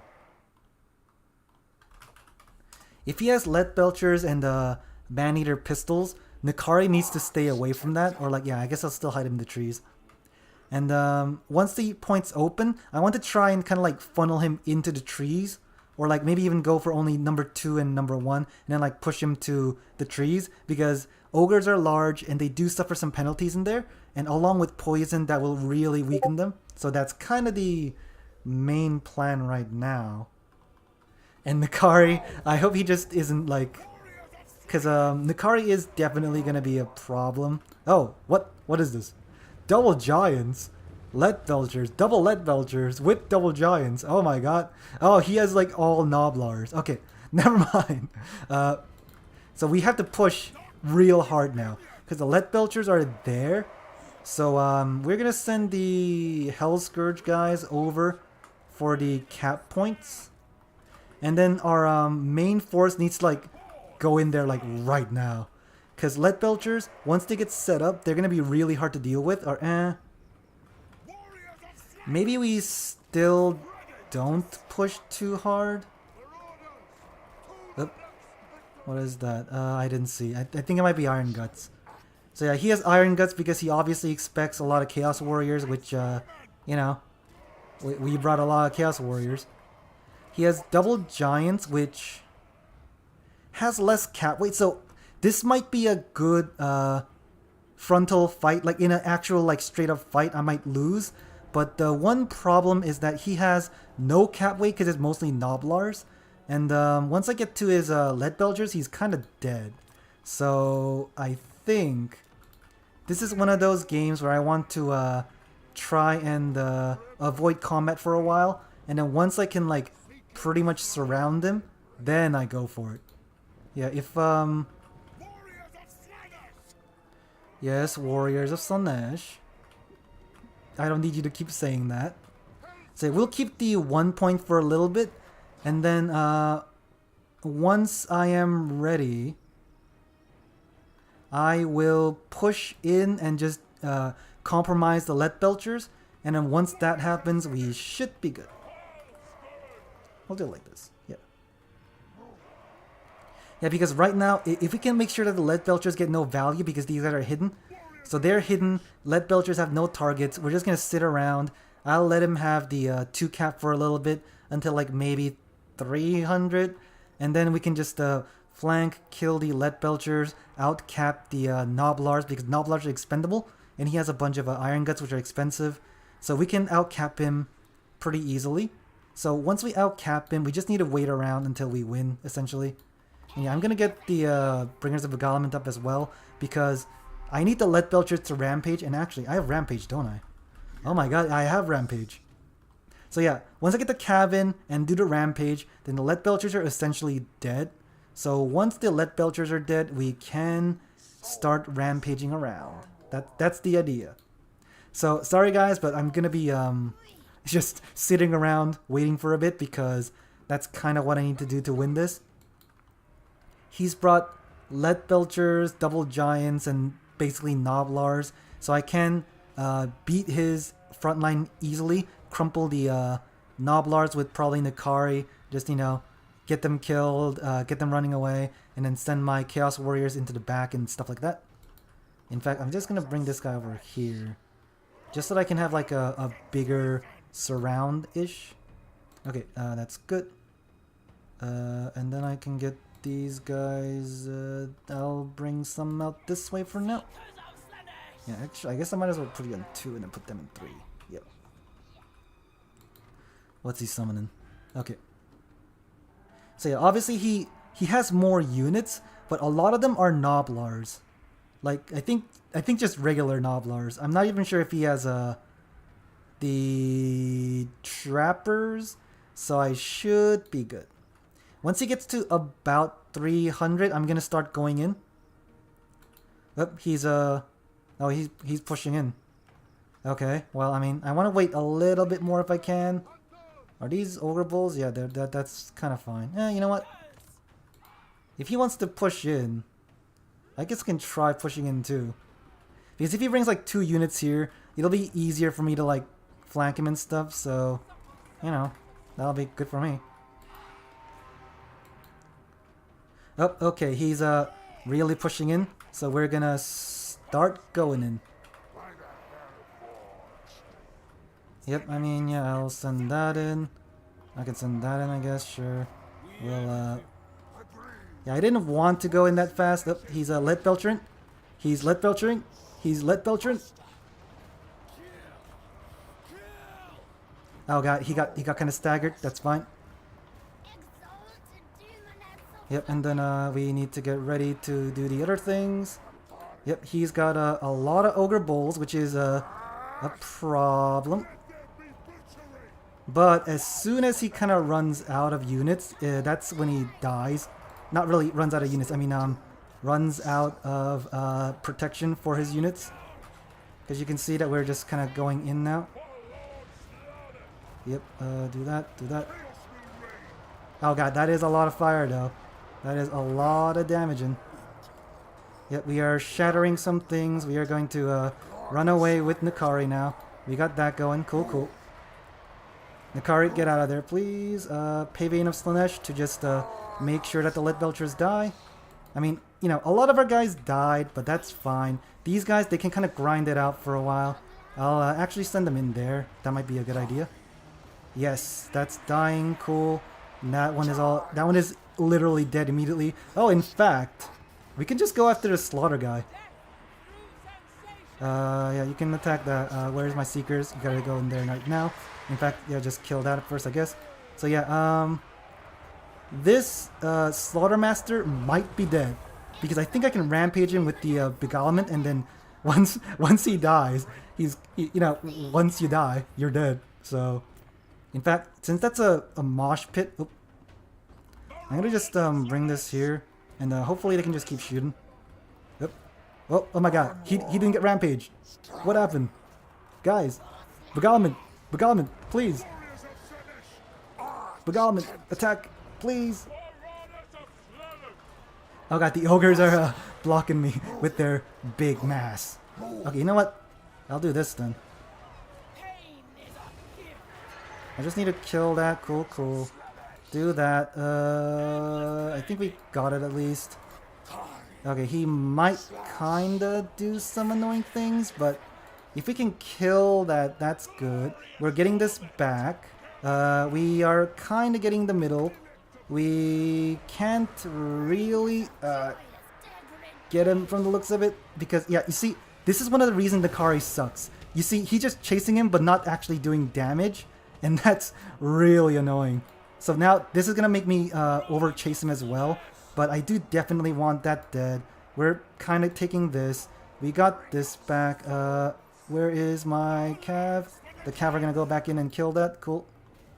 Yes, okay. Oh, that one's... Oh, they're terrified. That's good. Yeah. Okay, there we go. We're attacking. We're attacking. Yep, I think we triple capped them. Yep. Oh yeah, I might as well just attack that one, I guess, sure. We are triple capping them. We're doing it. We're doing it. We're doing it. And oh god, we got stuck. Oh, he summoned it on top of me. That's not good.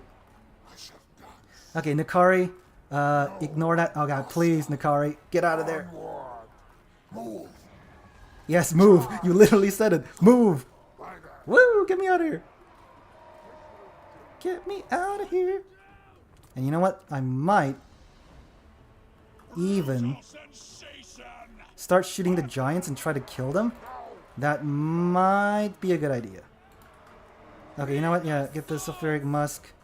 You can just like stand around now, honestly, here. You can start shooting that one, I guess. My Bringers of Beguilement is just, wow, look at this. They're just holding back the tide.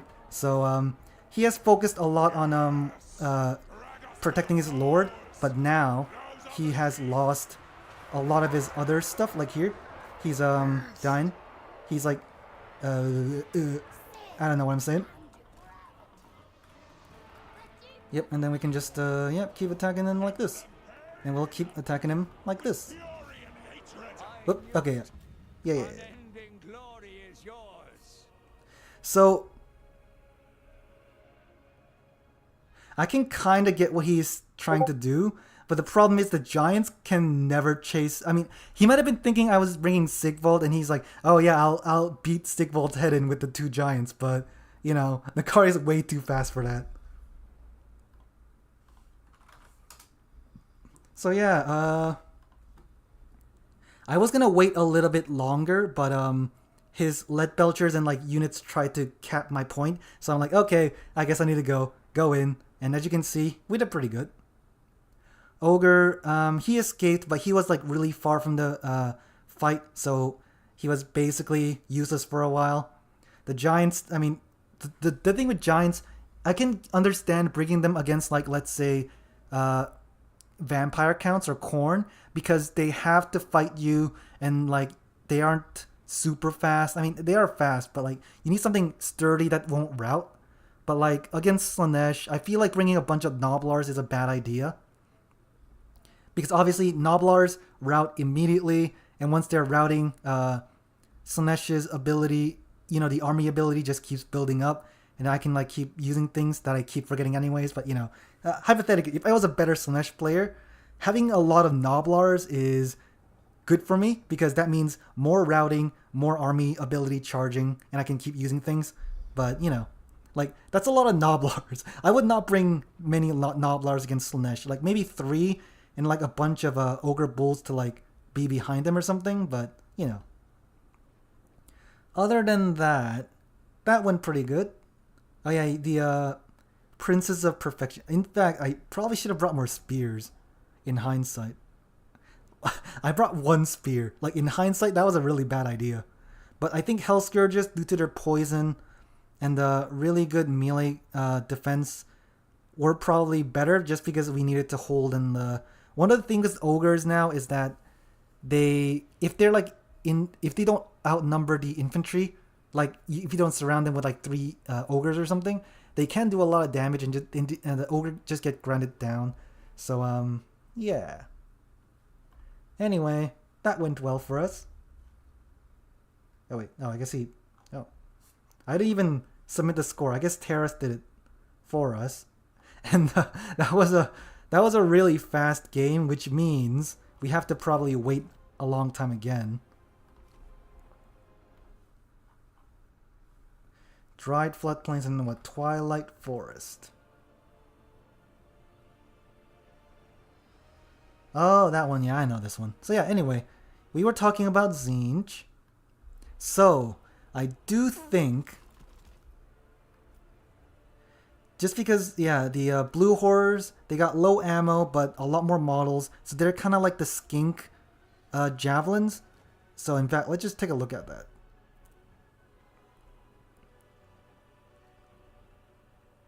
So you can see they have very similar stats. Their leadership is like kind of similar. They're slower. They have worse combat stats too, but they have more ammo for the shooting, I guess. And because they're demon, they get physical resist. So you can see that they're very similar. But obviously, for Tzeentch, the blue horrors are, you know, technically unroutable because they're demons. They got physical resist and barrier. So they are very comparable. So I think making the blue horrors like 450 is... And they got fire and magic attacks and stuff like that. I think making them 450 is fine. Because as they are now, I think they're too expensive, so like nobody really brings them. Oh, are they? I guess they kind of are. Yeah, now that you say it, I guess they kind of are. Because Exalted Bloodletters are pretty good at killing. Exalted Demonettes are pretty good. Exalted Plague Bears, they are tanky, and that's kind of their one job. And they got the Death Heads, so they're pretty good at killing things as well. So yeah, I guess the Exalted Pink Horror is the worst. So yeah, the one way I would fix that is Blue Horrors. You can keep them as they are, but lower their cost a little bit, like 450 or 475. And then Pink Horrors, maybe give them like a bit more armor piercing, like make their base missile 12 and like their armor piercing 9 maybe, just so that they kind of get like, because they're like because they can have some armor piercing. And then the Exalted Pinks can then have even more armor piercing, like the actual armor piercing amount, which I think is like 60% armor piercing of their damage. So swap the base and the armor piercing around, and I think that would make them more, unique. Because as is now, Pink Horrors are bad, and Exalted Pink Horrors are basically just more expensive Pink Horrors that can kind of fight in melee. But if you give them some armor piercing, and like Pink Horrors, they can get some armor piercing. The Exalted Pink Horrors, they can be mostly armor piercing. Then you can have like a tier thing where the Blue Horrors, they only have low ammo and like normal base damage. Pink Horrors, they do some armor piercing and are like actual, ranged units that can fire from afar. And then Exalted Pinks can be like shades or that have armor piercing but is like more expensive and stuff like that. Something like that, maybe. And also, I think Zangors got over nerfed. I think making them 750 might have been fine, or like maybe 775 maybe. But 800 definitely makes them worse. That's why Tzeentch is one of the worst factions right now, I think, because they got over nerfed a bit too much. A-Cold. Honestly, maybe A-Cold can be nerfed, because he's like Sigvald, except he got barrier, and I mean he got barrier and he got regen. I mean, I guess he doesn't have perfect vigor, but he essentially gets a lot of vigor because of the healing ability. So yeah, I think A-Colt can get. Maybe they don't need to nerf him. I'm not sure. Let's compare him to Sigvald. Oh yeah, okay, maybe, because Sigvald is, okay, maybe Sigvald needs a nerf then. Because Sigvald for 1400 is definitely too good for his cost. So maybe like, make Sigvald 1500 or 1600, and then make Tzeentch A-Cold maybe 1400 or something, and that might be, I mean, that's only 50 gold increase, I guess, so it's not that big of a nerf. But I think they do kind of need to balance things a bit more. Yeah, he definitely is weaker than Sigvald, but maybe it's just that Sigvald is too OP. Maybe my reference is bad. I don't know.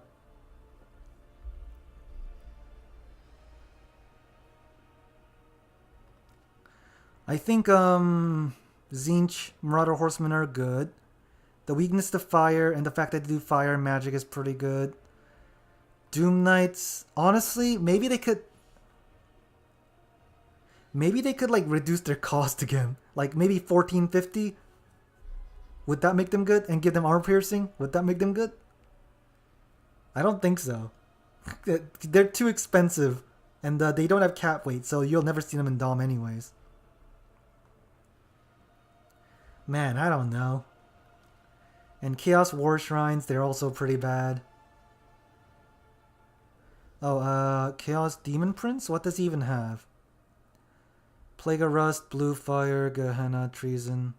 Well, I mean, technically, I would only bring Blue Fire and Infernal Gateway on a Tzeentch caster usually anyways. And if Blue Fire gets fixed with the, you know how, if it's really close, it like misses a lot more. If that gets fixed, I think Blue Fire will be good again. I guess Pink Fire is like better maybe.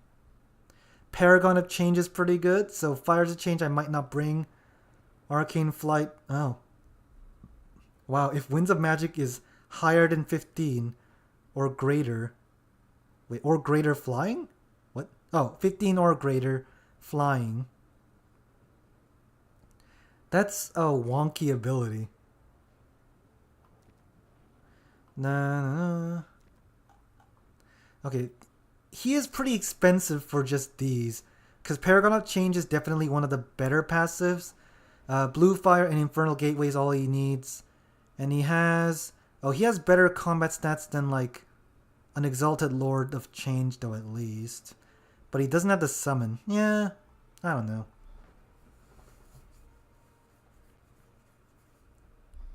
Yeah, I think... Yeah, so Changeling... I think the thing is, like, he's 1,000 plus however expensive they are, right? I think. Is that it? No, that's even more. Wait a minute. Oh, yeah, because he gets the abilities. So, yeah. Just because you're forced to get the abilities, I think making him, like, over 1,000 gold more expensive is a bit too much. Or, I mean, hold on. If he gets all his abilities. Oh, so it is, yeah, it is 1,000 more with all the abilities. So I think just making him like maybe 200 to 500 more expensive would be fine. Although I guess Kugath could be kind of a terror, but you know. Yeah, 200 or 500, or 200 to 500 I think would be okay. Like 1,000 is way too much. Like imagine. Where's Tretch at? Where's Tretch? Because I think this is one of the Total Tavern like bounties, right? Imagine paying 2,500 to bring Tretch. Oh my god. That's awful. That's awful.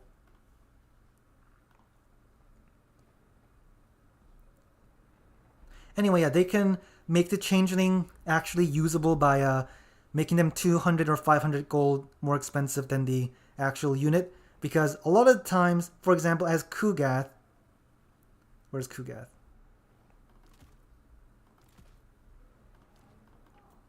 As Kugath, you don't want to bring all his spells because you don't need them. You don't want to bring all his abilities because you don't need them. So you're already being forced to bring the abilities because a lot of players will just, you know, like not bring Arcane Conduit or these things, for example, and like do whatever to save money, right? Like this. So now he's only 3,000. But if you're forced to take everything, it is actually a really big downside. You might think, oh, you have all his abilities. That's a good side. No, it's more expensive, so it's worse. So paying 200 to 500 more is honestly like I think a good enough restriction to just not bring him whenever and make him OP and stuff like that. I think it'll be okay. I mean, oh, with Be'lakor? Oh yeah, Be'lakor's expensive. I mean, at least Be'lakor is like fast and strong and got a lot of things. Oh god. Oh god. That is expensive. Jeez. That is expensive. Oh god. I can see why no one brings the Changeling. But yeah, anyway. They can buff the Horrors a little bit. I think they can buff the Zangors a tiny bit. I know Beastmen are the main reason why it got nerfed because it's so strong on Beastmen. But you can just nerf Beastmen's Traderkin, honestly. And that would like balance them out a lot. I think you can give their Mark a little bit of a boost too because they only get like 800? Yeah, they get 800. And then, for example, let's see, Chaos Warriors. I think Nurgle also gets 800 more HP, right? Yeah. So, think of it like this. Nurgle gets 800 more HP, and they have a lot of healing. So, that means that they can get more percentage healing. Whereas for Tzeentch, you get barrier replenishment, but by the time in a domination match you're getting replenishment, they're usually like 25% health anyways. So that means they only have like 100 barrier or like something like that anyways in the first place, 200 maybe. So it isn't a lot of healing, it isn't very strong. And all they really get is like magic attacks and a barrier, that's it. So maybe give them like 1,000 barrier and that might be better, maybe? I don't even know. 2 Zinch units? I I do not know Warhammer lore enough to comment on that. I'm going to assume it's something that Zinch doesn't have. Maybe... So, Cathay... I was really expecting some elite infantry because that's something Cathay doesn't have, but they're saving it for later. So it's probably not on what they need. Which... What does Zinch need? Light Cav? I guess they might need Light Cav, so like... Is there any like Marauders, like horsemen with spears or something like that? I would, if I was a Zinch main and I was like, hey, give me like some units and I could pick whatever I want, I would get some light cav, like not the Zinch throwing horsemen because they're pretty bad at melee, but something that can actually like fight, because you know, Zinch horsemen, they're good, but you really just lose on time because they're so bad at melee. Once they get caught, they kind of die. So having something cheap and fast to get to the point or help defend them might be a good unit, I'm thinking. I wouldn't be surprised if they get like Marauder Hunters of Zinch or something, because if I'm just looking at their army like units, there's a lot of infantry, only like 4 missile infantry and like technically 2 missile infantry. So I would think Marauder Javelin throwers of Zinch might be a good idea, and like 1 light cavalry maybe. That's kind of what I'm thinking in terms of what they need.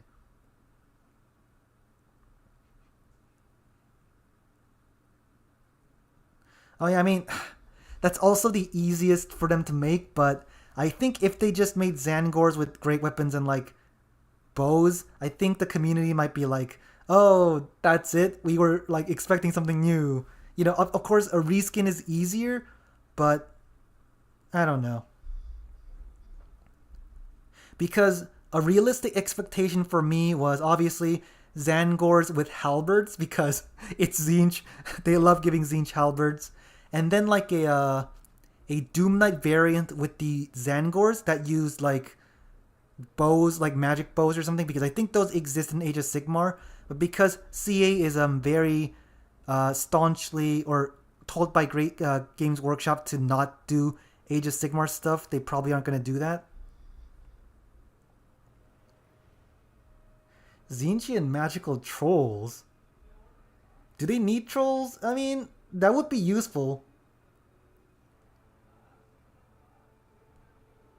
It is true that having some monstrous infantry might be useful, because the only ones they have is Spawn, which, don't get me wrong, Spawn of Zinch is pretty good, but they're also like no armor and they just die very easily to like archers. So maybe getting like a troll of Zinch and like an armored troll of Zinch might be like a good thing for them, but if that's the case, then like why don't you give trolls to every Chaos faction, right? So I'm not sure if they will get that. Is the potential thing I'm thinking of. Okay, we have one more game to go and then we'll be done. Yeah, that is true. I mean, technically halberds are armor piercing. It's just that they're not good at actually killing other infantry, which they do kind of need, but I don't know. Models for greater demons, but no beaks. Yeah, I know. I mean, technically they're interchangeable. Technically, the demons are technically interchangeable because, you know, 40k has the same demons, Fantasy has the same demons, Age of Sigmar has the same types of demons anyways. So I can understand why, but I feel like, yeah, Beaks on Zangors, I feel like that isn't even that big of a deal. Like, you know, Zinch is very bird-like. You can see they're very bird-like. So why is giving them a beak so much of a big deal? I don't know. Maybe it's like a lawyer money-based copyright thing. Probably. You know, they have the Cockatrice. They have the Lords of Change. I think, no, Flamer, the Soul Grinder has a beak. There's a lot of beaks in Zinch.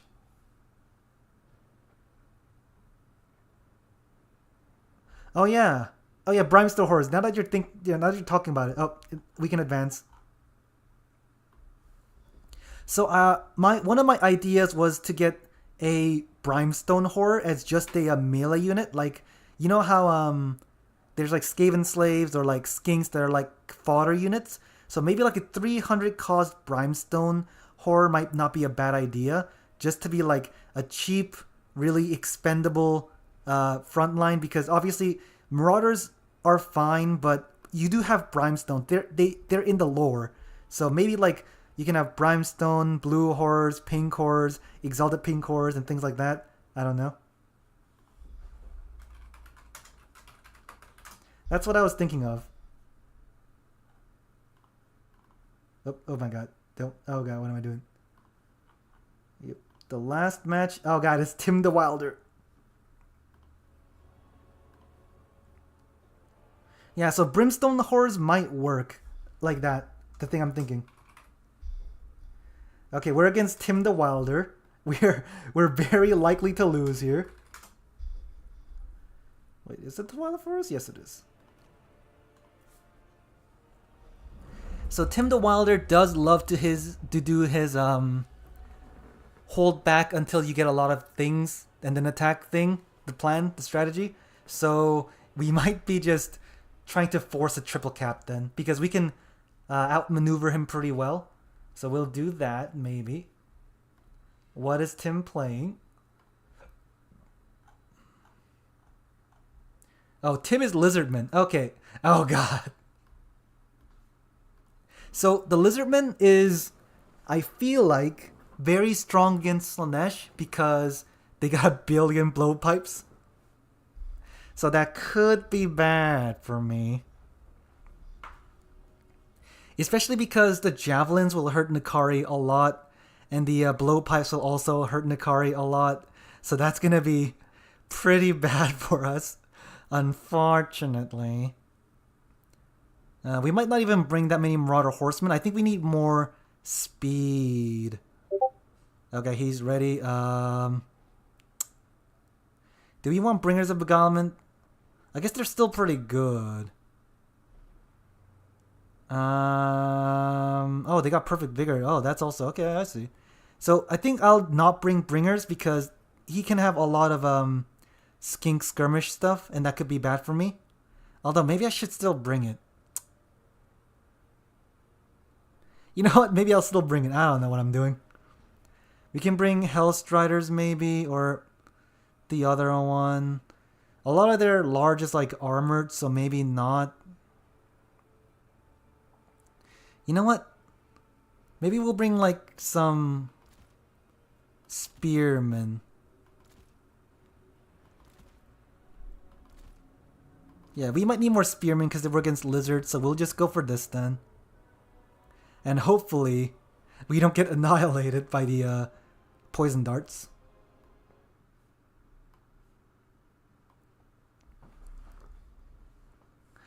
What Nikari fears isn't other strong characters, it's plinking damage like the skirmishers, which is gonna be really bad for us.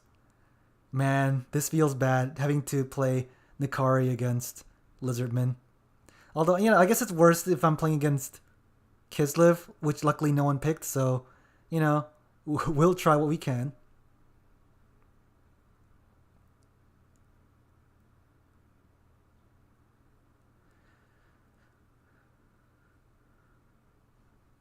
So yeah, anyway, Tzeentch. I feel like Tzeentch should be doing a lot better than they are right now, but they aren't. As I said, because they got nerfed a lot, so we'll see what the Shadows of Change update brings, and we'll see if that's good. Oh, he only brought 9 units just like me, which means he brought an expensive unit. Did he bring a Dread Saurian or something? What's happening here? I would be surprised if he brought a Dread Saurian, but at the same time, I wouldn't be too shocked with numbers here. Yeah, we'll do something like this. And then we can do this, and this, and this. Da, da, da, da.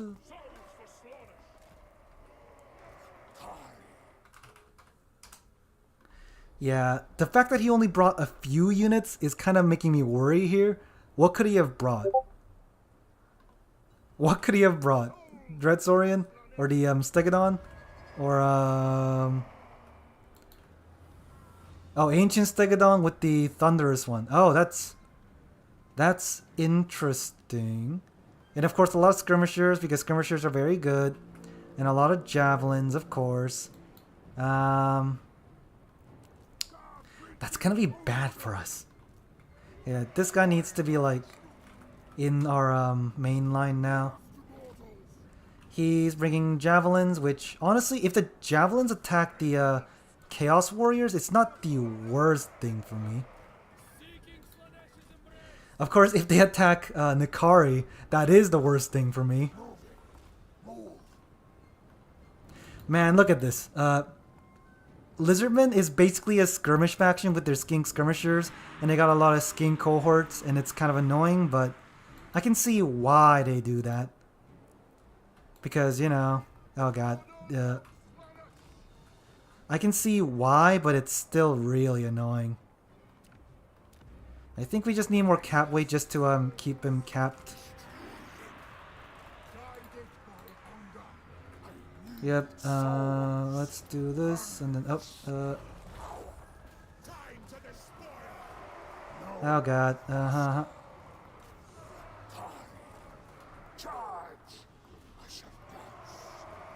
Yep, we're gonna just do this, he's gonna kite me as usual, that's fun. Yep, he's doing that, yep. Oh god, he's got so much skirmish cav types. Oh god, get Nikari out of there.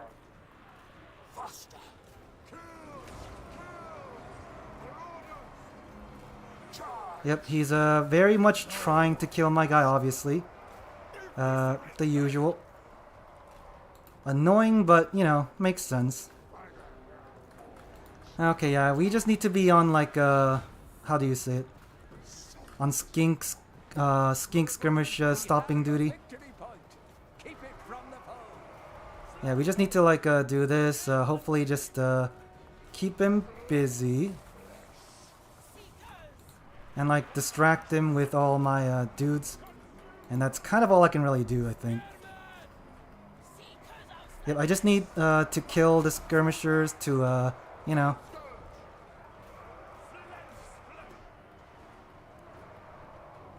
Yeah, we need to kill the skirmishers to activate our healing, and then we should be okay. Oh god, no, I should have summoned it on the other side. Oh well. Yeah, we just need these dead so that we can get the healing. Come on, the last one needs to die soon. And then other than that, we can just do this. Okay, now Nikari's getting his heal. We are, oh god, the grouping is a bit bad for us because he's got the thundering going. Other than that, we're not doing too bad, so that's good. Oh, we'll do this. Yep, do that. We'll get the rampage going again because we definitely need to kill these skirmishers. And you know, if he wants to try and like focus me down like that, I can also just kill his lord, I guess. Yep, we'll do this. And do that, and we'll do this. Oh god, the crocodores are coming. We need more things. I gotta keep summoning from that. I'm gonna... Yep, do this. Yep, go in. What are these guys? Okay, you know what? No, keep doing that. Thunderous one is doing things. We gotta do this.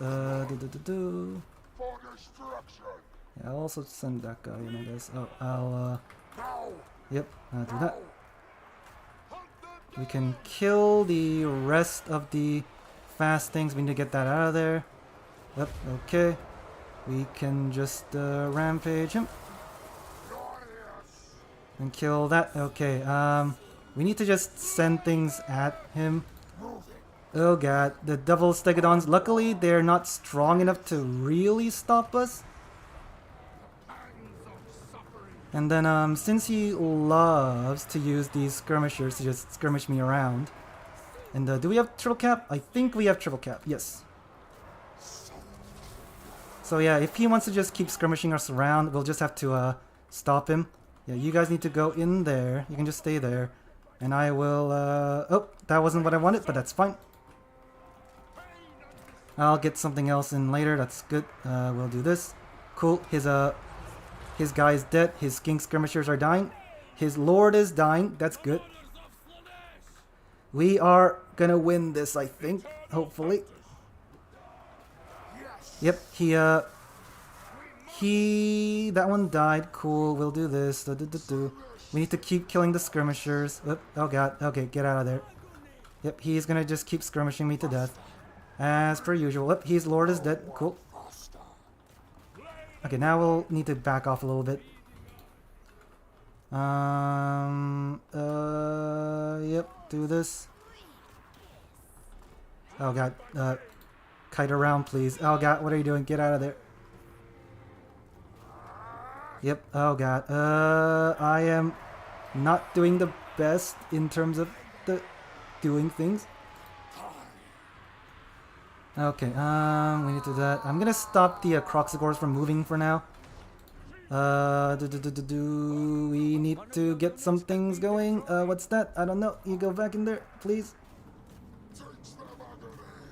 Yep, teach them agony.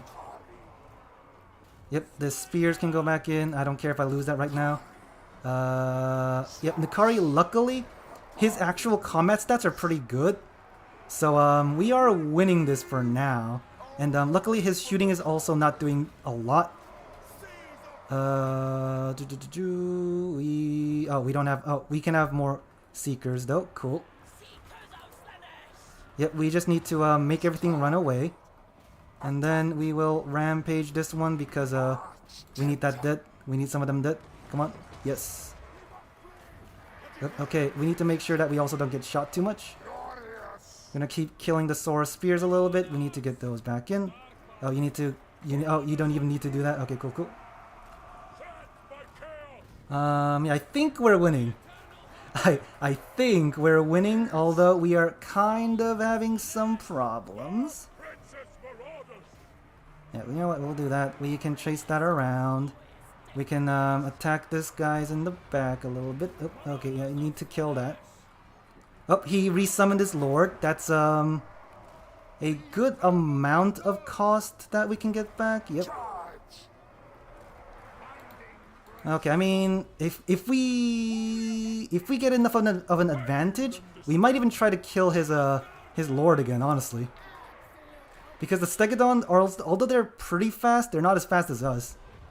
So, in fact, we're gonna try to kill his lord again. Oh, okay, maybe not. Okay, yeah, maybe not. He realized that he's running away. So I'm gonna just do this, do that, and then push that away. Yep, he just keeps summoning more skirmishers, which is kind of fine with me for now. And yeah, my Nikari needs to get out of here now again. Because he needs to keep them together, or else Nikari can just kill them. So yeah, we're just doing this, we'll do that, One of your units. Yeah, we still have triple cap, right? Yeah, we still have triple cap. A lot of his things are running away. I'll unsummon this. That Saurus needs to die probably. Oh my god, Nikari got stuck in there. And these guys are attacking for some reason. Yep, We'll do this on those, because we really need the javelins dead. Yep, we'll do that.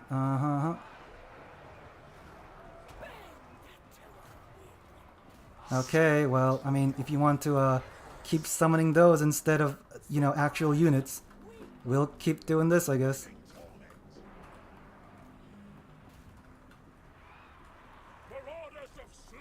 And he's getting the heals going, yep, of course.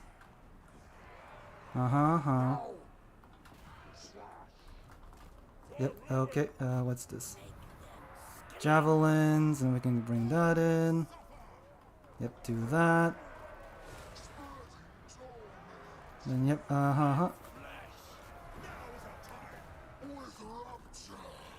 Yep, with Rapture or whatever you're going on about.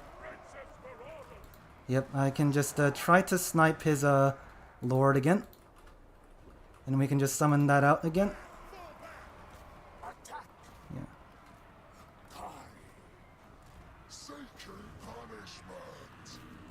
Yep, let's do this. We'll keep attacking. Cool, cool. Do that. We'll do that. We got some rear charge going on. Oh, we are doing some things that I don't want, but that's fine. We will summon more. We will send them in. We'll do this. Oh god, that's kind of a problem. He's double attacking me a bit, but that's fine. Oh yeah, you can attack that because the javelins are gonna hurt actually, so we'll do this. So yeah, he kept on healing his units, but I killed his lord, and like, you know, we're just going around and doing this. So I think we won. Just saying. Just the points are, we have such a big point difference that he basically can't stop me right now. So I think we won. Just saying. And he went for a billion skirmish tactic, which, you know, was annoying to fight, but I can just kite him around. There we go. Oh yeah, there we go. Man, Nikari actually was pretty good because he swiftly killed his toad. So that was nice. So yeah, let's look at Nikari. So he actually paid for himself this time, and his Pavane of Slaanesh really screwed up some of his skink skirmishers. And you can see he basically brought a billion skirmishers because that's what's good against Slaanesh. You just shoot them down. But because of our rampage ability, they like kept on fighting the Chaos Warriors and stuff, so we won that. So that was fun. Yeah, he brought double Stegodons, which I guess they're pretty good against an infantry blob, but at the same time, they're very expensive. So if you get triple cap like that, then you kind of lose, you know? So yeah, the one weakness was that because he brought, maybe if he just brought one, the Thunderous one, he might have done better. Because if he brought like 3 more Saurus Warriors, for example, I think I would have had a much harder time. But yeah. Yeah, some of these skirmishers just like died instantly as soon as they came out because our Seekers are so fast. Like, look at this Javelin. He got like 55 value. So he basically didn't even get to shoot at once. Shoot at all. So, yeah, that was nice. We did it.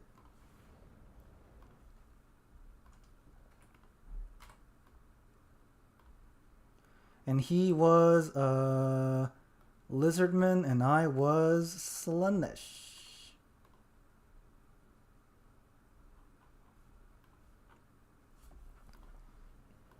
So yeah, obviously, Lizardman is good at skirmishing, but luckily we have so many sources of rampage that we can kind of win. So yeah, this is not this, but like he brought kind of like these guys, and then like, I don't know, like a Thunderous one. Where's he at? I think it's this. Yes, this is very expensive. So I think if you cut one Ancient Stegodon and brought like something more like this, I think he would have had a much better time. Where's the other ones? Yeah. I think something like this would have been a better time for him. I mean, I get wanting to bring 2 Stegodons so that they can't get sniped very easily, but that is such a small army he had. Especially because I brought Nikari and stuff, you know? Like, if I bring Nikari, he should have a larger army at least. Hmm?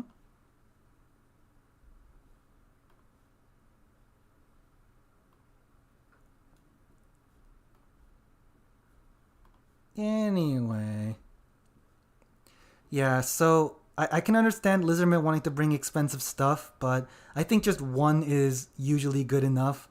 Because because skinks are so good at capping, so you only need one and then just get a lot of skinks to cap. And you can just bring a lot of Kroxigors as well. I think the cohort of Huatl is a really good unit, so I think he should bring that if he can. Feral Cold Ones, I think Cold One Riders with spears are kind of bad from what I can see. Because you're paying like 150 for like less melee attack, less damage, but for anti-large. And I mean, I get that you want to use them against large and stuff, but it's just more cost efficient to just bring the regular ones, I think. How much anti-large do they get? If they get a lot. Yeah, it's only 14 anti-large. So I think regular Cold One Riders are just better. Because, yes, they don't have anti-large, but they're cheaper, so you can bring them out earlier and more often.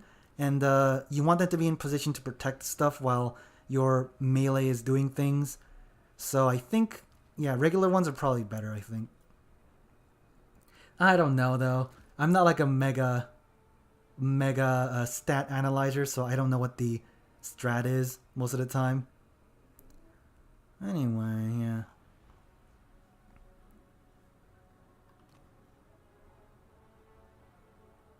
And honestly, if he brought that build against my Sigvold, I think I would have lost. I can understand why he brought double Stegodons now, because he thought I was bringing Sigvold. Because Sigvold with because Sigvold is a infantry character, so the double Stegodons probably could have killed him. Because they do get a lot of anti-large, I think. 18, so they get like, 52 melee attack against them, and it's all armor piercing, and they got a lot of health, so they get healed a lot. So, and they're faster than Sigvold too, so they could have just bullied Sigvold out of the area, but luckily, Nikari is large, so he doesn't get the penalty. He doesn't get the anti-infantry thing, and he also has really good stats. So as long as I prevented his skirmishers from shooting me, I had the advantage there because Nikari's so fast. He maneuvered around. He killed his lord, got some healing, and just kept on like terror routing things. So I think honestly Nikari was a good build here because without him, I think the double Stegodons would have killed like everything else. Because Sigvold would have died if I brought him. My infantry corps kind of sucks against that. Did I even bring Bringers of Beguilement? I don't remember. I might not have, because they got shot too much. They would have got shot too much. I don't remember. Anyway, Nikari is doing pretty good. He's carrying some games for me. Harvester, what did I bring? Acquiescence and Pavane. So I think this is a pretty good build for Nikari anyway, the brings. So with Stealer Sword, it sounds good. You basically double your damage, but it's for 17 seconds, and its cooldown is so long that you basically get to use it maybe twice or 3 times per game, and only like once if your Nikari dies. So 200 gold for that seems very bad. You can just use Acquiescence, lower their melee defense, hit them a bunch of times, that's fine. You can use Pavane to like, rampage the skirmish calf stuff, and like chase them down with Seekers. You got Soul Siphon, which does some good damage because once Nikari gets in the fight, because of his fear and terror, a lot of things do get like leadership bombed. So doing this does actually seem to get him a lot of value, because without it, I think he got like 1800, but with it, he's getting closer to 2000, I think. So that's pretty good. Blissful Rapture is always good. It gives your entire army a bunch of buffs. Harvester of Souls is his only heal ability. So, healing is very good in this game. So you always want healing. And I think in some ways, Harvester of Souls is better than the other one. What is it, like? Not Demon Prince. Is it Exalted Keepers? Because Exalted Keepers have their own healing. Feasting on Fear. But the thing is, this thing heals very infrequently and very slowly. So, I do think Swallower of Fear, whatever that was, is probably better. Oh, Gork and Mork. Why did greenskins win? Okay, so greenskins are kind of one of the things I was dreading because I think greenskins can beat Slaanesh pretty easily. So that's one thing I'm worried about. Is there any greenskins this tourney? I actually don't know. I wasn't looking. So let's look at the factions. Britannia, what else? Norska, that's Lizard, obviously. Norska, Nurgle. Oh yeah, Nurgle. Nurgle could be difficult for us to win, so we'll see. Lizards, Zinch, Dark Elves, Dwarves. Okay, Dwarves are gonna be... Oh god, Dwarves are gonna be hard, actually. Because Dwarves got so much shooting, they got the Flame Thrower Iron Drake guys. That could be hard for us. Dwarves, so there's no greenskins here, actually. Oh god, my mouse is wonking out, unfortunately. There's no greenskins this tourney, so you don't get to see them. I mean, honestly, I am living in fear of the greenskins. They are pretty good. I am indeed living in fear of greenskins. Just like how most people live in fear of Kislev because of their healing blob. Greenskin and Kislev are like the tyrants of domination right now. So they definitely are probably going to get nerfed. Yeah, because they got so efficient. I think, because I think they were, for example, I think the Savage Orc Biggins were 900. So a good price point might be 875, and the Orc Biggins can be like 775 or something, just so that they're not as efficient, but still cheaper than they used to be. And with that, I think greenskins might be strong, but not so, like, tyrannical. And Kislev, like, honestly, Kislev, get rid of this item. Get rid of this item and you be good. Like, why do you have this item? This item should be gone. And Mother Ostankia, nerf her a little bit, and I think that would bring Kislev to a pretty good balance point. And yeah, that's pretty much all you need to do, I think. Oh god. I think did I save that? Get rid of Wit Stealer, got Soul Siphon, got Blissful, got Harvesters, got Acquiescence and Pavane. And then we can save that. No. We need more mobility. We are Slaanesh. We want the mobility. So we will do this. No, I think more that is better, I think. So yeah, let's go with Slaanesh Nikari. Yeah, other than that, actually, let's look at the stats again. So you can see, everyone is living in fear of greenskins with the 69 win % rate. Nice. So yeah, everyone fears the greenskins. Kislev is also super dangerous. High Elves are good, but I don't know how they're winning so much. Because, I mean, I know Catholic Alcoholic really likes his High Elves, but is he the one that's winning these many? Like, that's a lot of wins.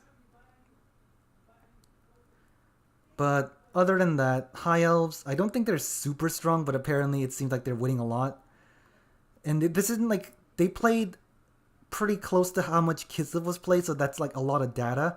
So the fact that High Elves are so good is kind of baffling to me, honestly. Vampire counts, if you're not fighting the super strong factions, I think you do have a good chance.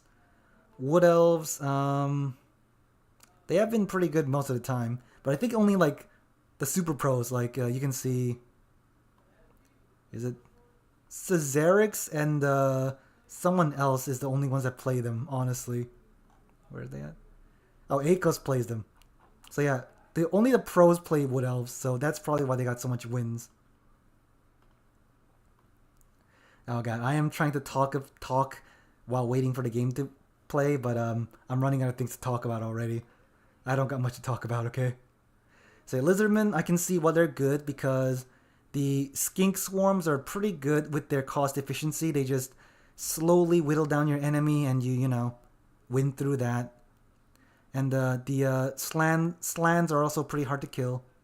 Slaanesh, I mean, we're playing Slaanesh, so Slaanesh seems pretty good, honestly. So I can see what they're doing pretty good. Oh my god, Vampire Coast is doing pretty good. How are they doing that? How is Vampire Coast doing so good? Cause Vampire Coast kind of sucks. How are they doing that? Because let's be honest, just your front line of zombies really suck. Because, you know, even with vampire counts, they got a lot of healing. And yes, they have zombies, but they also have skeletons, which you can see have 8 more movement speed, and that's really big. You want your units to be faster, and the Vampire Coast has no fast units. Like, even though skeletons are not super fast, that's still fast enough to, like, reinforce the lines. But once your zombies start dying, and you have to reinforce your points with zombies, you basically can't get there in time. That's one of the biggest weaknesses of a coast. The other is that they have basically no answer for heavy cavalry. Because, of course, Mournguls are okay. They got regen. They can kind of fight well against cavalry. But they're mostly an anti-infantry unit. You can see that's a pretty big anti-infantry bonus. But you don't have anything that's like anti-large. So you do struggle against heavy cav. And once your units die, which they crumble pretty easily. Once they die, you just can't reinforce the lines. So I'm surprised that Vampire Coast got a pretty good win rate. That's surprising. Okay, other than that, we just need to wait for one more game, and then we'll see the finals. Let's look at the final numbers, actually. So yeah, we were undefeated, so we're definitely getting in there. Tim the Wilder is probably getting in there, and if we get a rematch, I'm afraid he's just gonna bring another build, and that'll just wreck me. So I'm kind of afraid of that. The Unpenentum, I think, is Nurgle. So I think Nikari is actually not bad against Nurgle. As long as you keep Nikari away from the exalted heroes of Nurgle, I think Nikari can do pretty good. And then it's most likely him, but who's fighting? Ulrich All and someone else. Oh, Ulrich All is actually still up there. Wow. So Hitman Hippo, unfortunately, due to his no, I think he left. Who was it? It was Ulrich All and some other guy. Oh, Akos, I think. Yeah, Akos unfortunately couldn't get in because he was lagging. The first game you can see here, we kind of skipped Ulrich All and it's Ulrich All and this guy because they were lagging so bad. So now we're here. Actually, I gotta double check that these are okay. So he got 3. He's got 2. 1, Ulrich All 1. 1, Ulrich All 1. 1, Ulrich All probably is gonna win that, I would assume.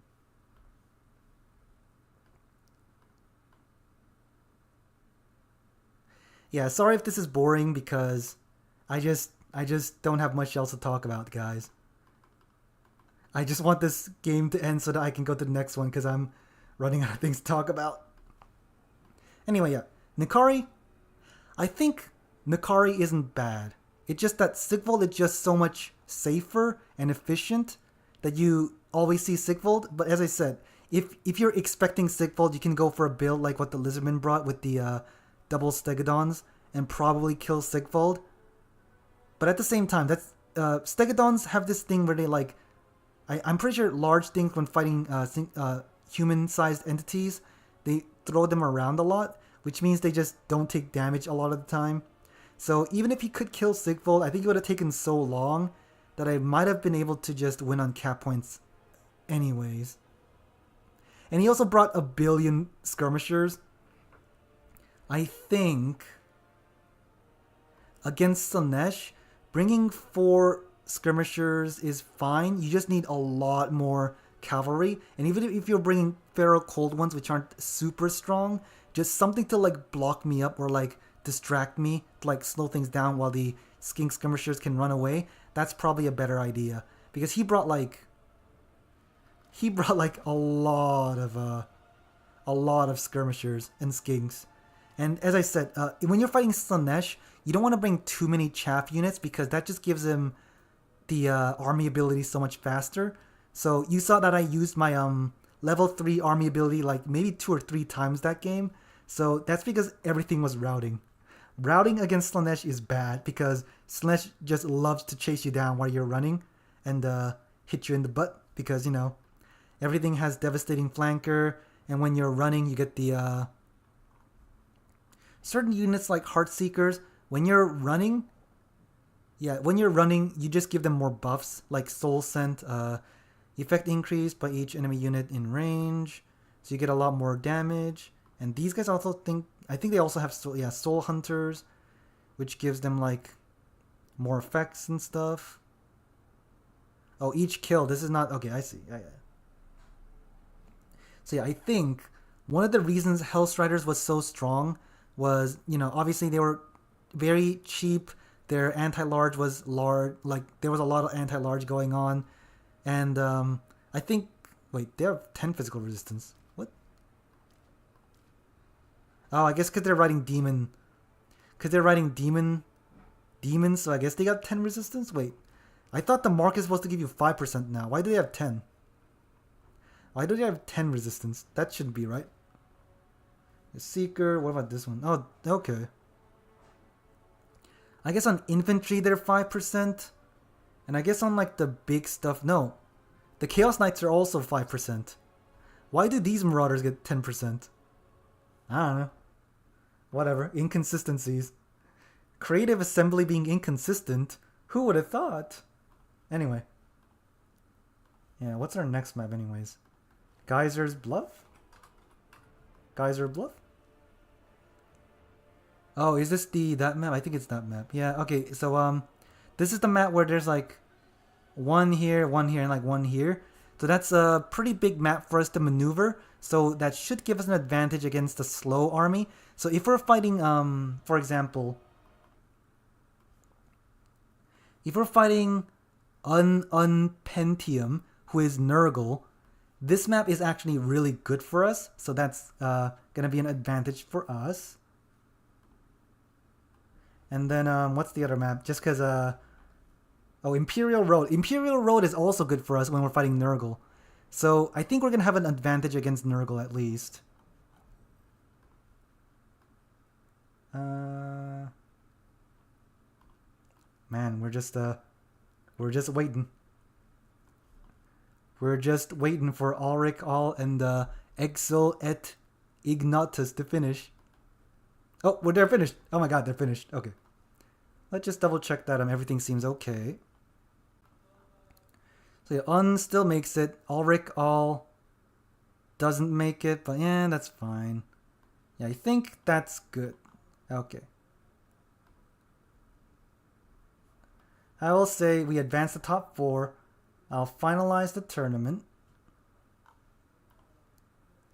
And then the top 4 will be these. Oh god, we're fighting Tim the Wilder again. God, no. Oh, I guess I should hold on, give me a second.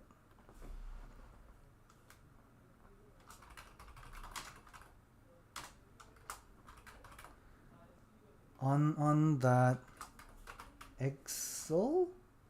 That guy? And Tim the Wilder.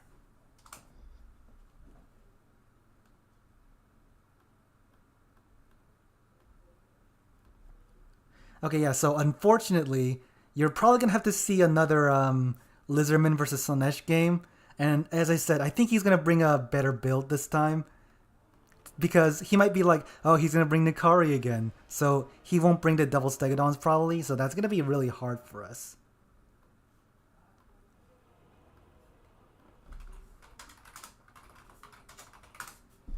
Rematch, baby.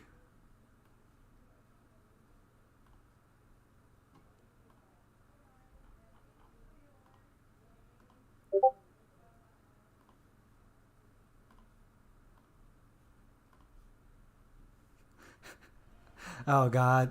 I mean, I'm gonna bring the same build because, you know, it worked. Oh, maybe, okay, what did I bring in? I think I brought, like, spears, right? Yeah, more spears. Spears for the spear god. So we're fighting the lizardman again. I think he might take a while to make a build, so I'll be right back. I'm just gonna do some stuff.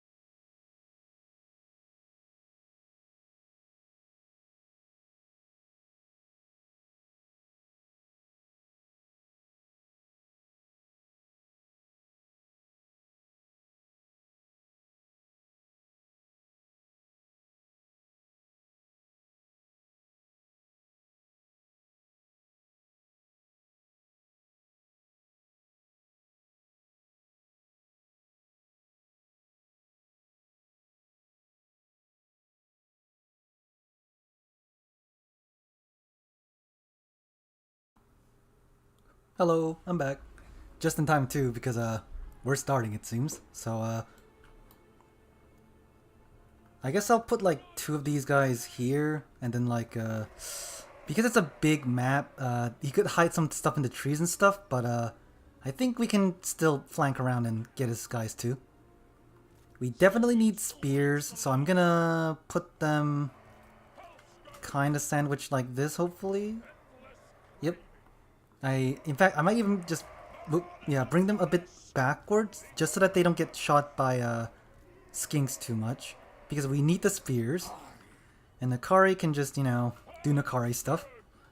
And we'll do this and just separate them a little bit to make it so it's harder for them to use banishment on us and kill a bunch of our guys.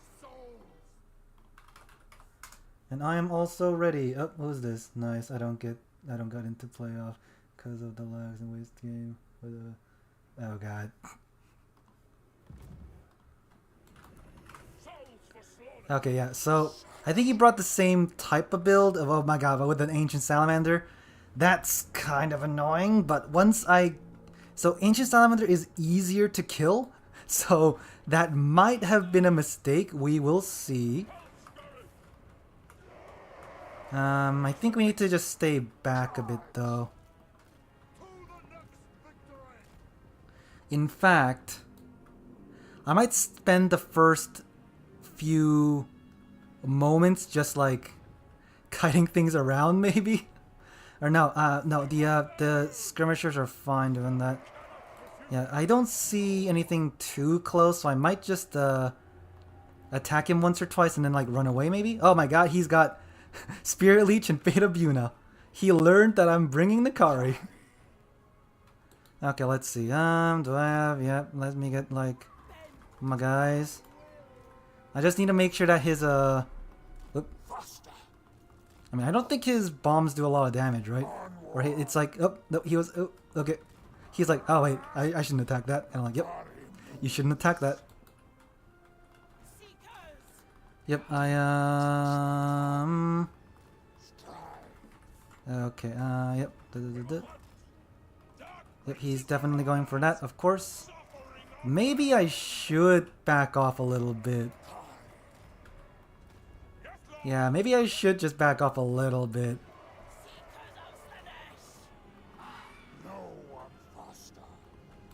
Yeah, you know what? I'm impatient. I'm an impatient guy. I'm just gonna go in.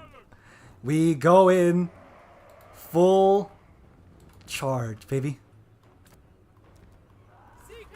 And then if he wants to do a little bit of cutting around, I'll just make sure to push you out. I might even try to like push him out even further. Okay, yep, let's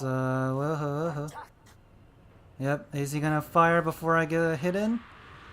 Yes, he is. Oh god, that's not what I wanted. Because of the speed difference. Ugh. You know what? If you want to do it like that, we can just push him in too. Because he still is focusing on like, you know, cutting around. He's got a lot of skirmishers. So if we take that, it might not be too bad for us. Yep, let's do this.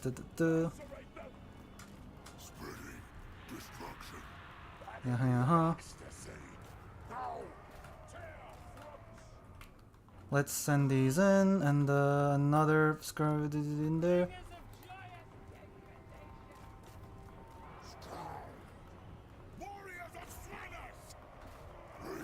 Yep, we will, we are impatient. We are just gonna go in. And we're gonna do the Pavane of Slaanesh again. Grah! As, Nakari says. Oh, okay. That's kind of annoying, but, you know, not that big of a deal. Grah! Oh, Pterodons. What? Pterodons? We just need to, like, break that and then we should be fine. We will now run away and kill that. I'll, like, make that run away anyways. Oh, what is he doing? Oh, he's doing the, Fata Buna. Which is annoying, but at the same time, not that big of a deal. So I'm fine with that. We are stuffing him in, which is the plan. And now we are probably gonna lose this, but you know, we should be okay-ish. Maybe. Oh god, what's he doing? Oh, Statue of Spite, I see. Annoying, but not too bad, I think. Oh, and the skirmishers are coming in, of course, makes sense. Skirmishers are coming in. Annoying, but as I said, not the worst thing to happen. In fact, can I just send that in? Oh god, and I should be focusing on my Nakari because he's probably getting shot to death. Oh god, and that's a big old grouping up.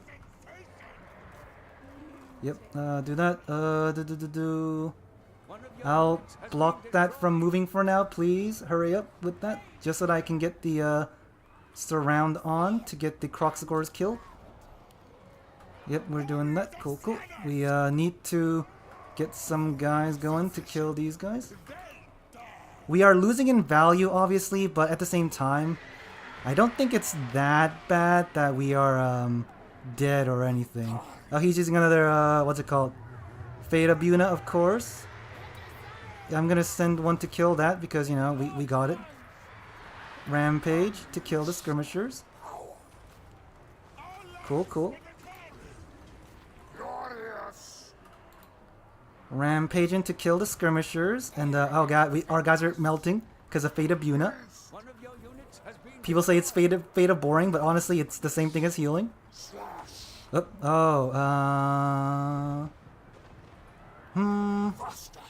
Okay, we're gonna go back now. Get me out of here. In fact, honestly, pushing this far might have been a mistake, but hey, I'm committed to it. I'm committed to it. Okay?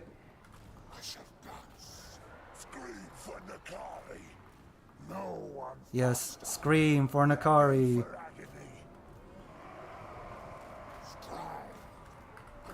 Yeah, I'm hoping that'll like rampage them a little bit or like tear out them, but I don't think that's happening. Okay, you know what? Let's go for the isolations then. Yeah, we have to definitely go for the isolations. So we're gonna send this over there. We need some Chaos Warriors in there. We might lose this due to our overextension, but I think we'll be okay. Not good, but okay. Do that and that. Cool, cool. That's gonna just hold those on forever, I guess. That's fine. Do we have another... Nope, no fast things coming in. That's Matt. He's using another Fate of Buna, of course. I mean, you know, makes sense. Fate of Buna is like the one thing that's kind of wrecking me right now, so I kind of understand what he's doing. And, yep, that's... We overextended. We definitely overextended.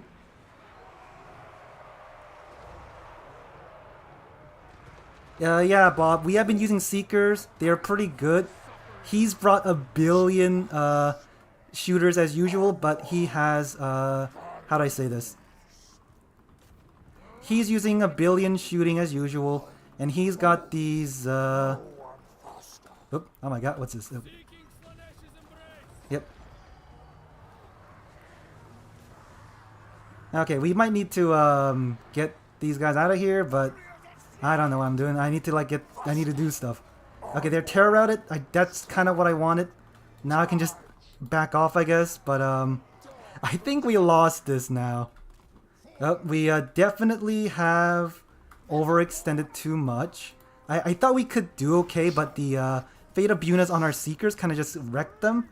And after that, I had like no mobility or like no killing source, so that was kind of bad. Other than that, Nikari needs to get in there. Oh god. He's got so much shooting, and that's not good for me, and I don't think I've got any healing either. I've got 0 healing so far.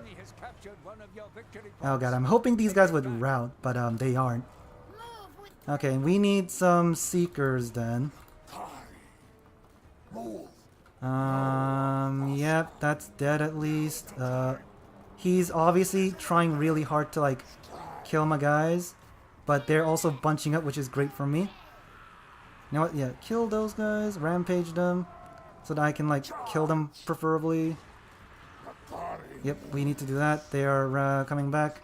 We are losing in a lot of fronts, and oh god, that's also happening. Yeah, I think we lost this. Just gonna say, oh god, Nakari's also taking a lot of shots. Blech. But he has used a lot of, what you call it? He has used a lot of the Fate of Bunas, so I don't think he has any more. So we might be doing okay. Yep, doing that. Okay, that's shattered at least. Yep, chase that down, please. Preferably that, and then we can kill those. Cool.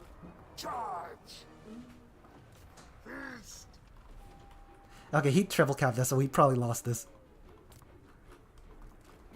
Yeah, oh god, the throwing. Can I rampage him? I don't think I can. Oh god. So this is the plan he was having before, where he wanted to bring a billion skirmishers, but this time he's got like, you know, the ancient salamander instead of the other thing.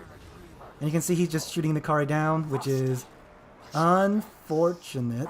But if I can kill this feral cold one, I can at least heal, but we're also really behind. So we might not be able to do much with that. Yeah, pretty sure we lost this, unfortunately.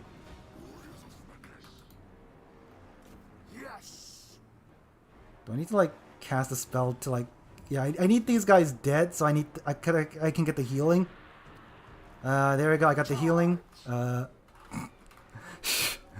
mean, we're dead. We're dead though, that's the problem. He's gonna throw some javelins at me as usual, of course. Okay, cool. Man, Croxagores, a billion shooting. Very fun to deal with. If I can kill this guy, which might happen at some point, then I can get another heal. Come on, get the heal, get the heal. Yes, I got the heal. And I got that, cool. I mean, the Ancient Salamander already got its value, I'm pretty sure. So that's not good. Yeah, we're pretty dead. Yeah, we're dead. Oh god. We're dead. Blah, blah, blah, blah.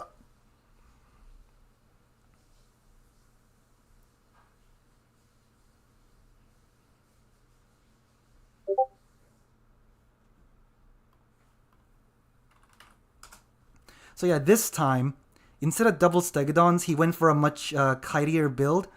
Honestly, if I built up more, instead of charging in like that, I probably could have done better, but I am very impatient. And yeah, Seekers. So Bob, I think Seekers are good. They have done pretty good for me overall. But usually I should have built up, because he went for a kite build, so I should have backed up, made him come a lot more forward, and then just like cut it around. But I got impatient and just went in. And because of his reinforcements being good, and you know, he's got a lot of skirmishers and stuff, he managed to beat me, but we did beat him the first time. Because the first time he brought a lot more skirmishers and more expensive stuff like the double Stegodons and less Source Warriors. And that's probably how I won. So now that he brought more Source Warriors and more of a kite build, and also Fate of Buna, he won. So yeah, I'm guessing if he's going to bring Fate of Buna, maybe just getting the cheaper Hellstriders would be better then. Because Fate of Buna is only really good if I bring Seekers, and he went for the Stegodon heal block before, but now that he's bringing the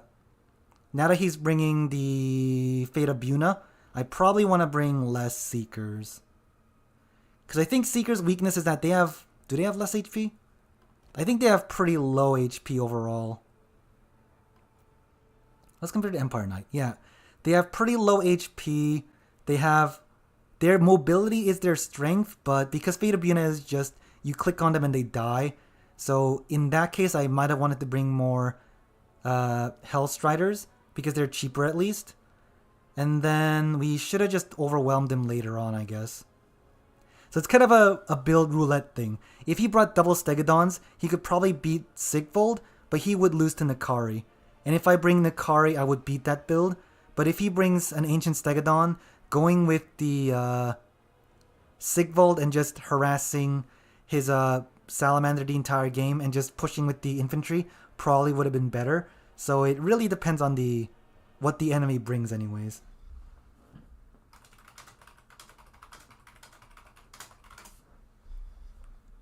Anyway, yeah, Nakari brought us pretty far, but we lost now. Unfortunate.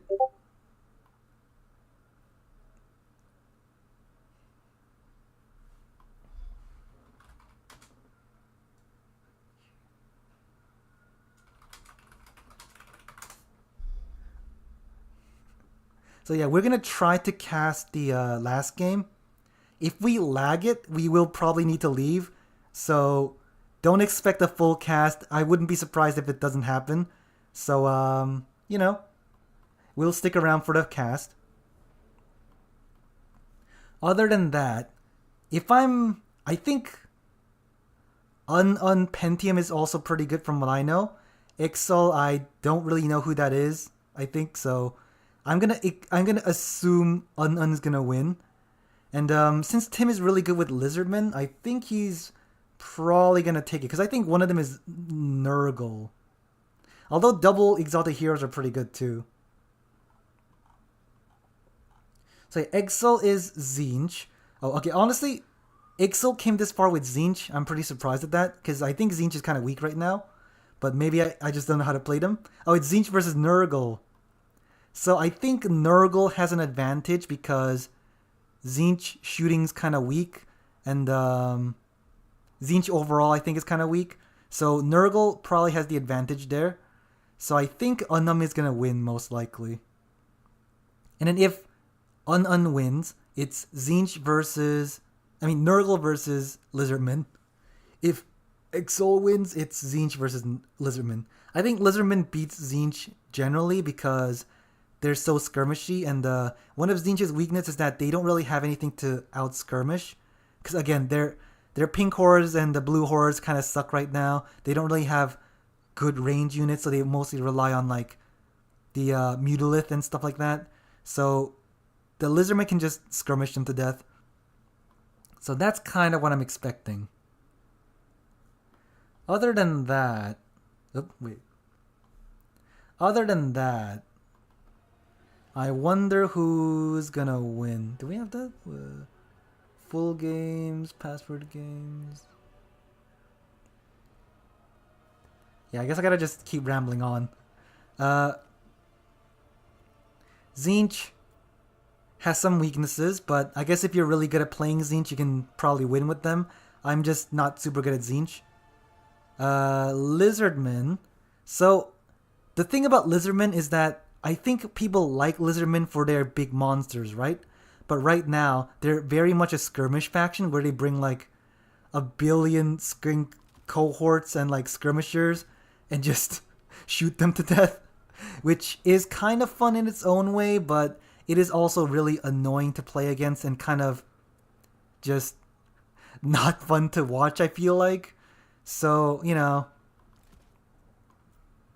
I don't know. I feel like the Lizardmen's identity used to be, oh hey, they're the big monster faction. They got really good Saurus. They got like really good monsters. Their Saurus are all, there's Crocsgors are also not bad. But now they're the skirmish faction, and I think the Wood Elves became the melee faction too. Like the Lizardmen is a more of a skirmish faction than Wood Elves, because Wood Elves go like, oh yeah, we got the sisters, and then we bring like a billion war dancers, I think. I don't know if that build changed or not, but that's kind of the build that they bring usually. So I feel like their identities have been kind of been screwed up a little bit.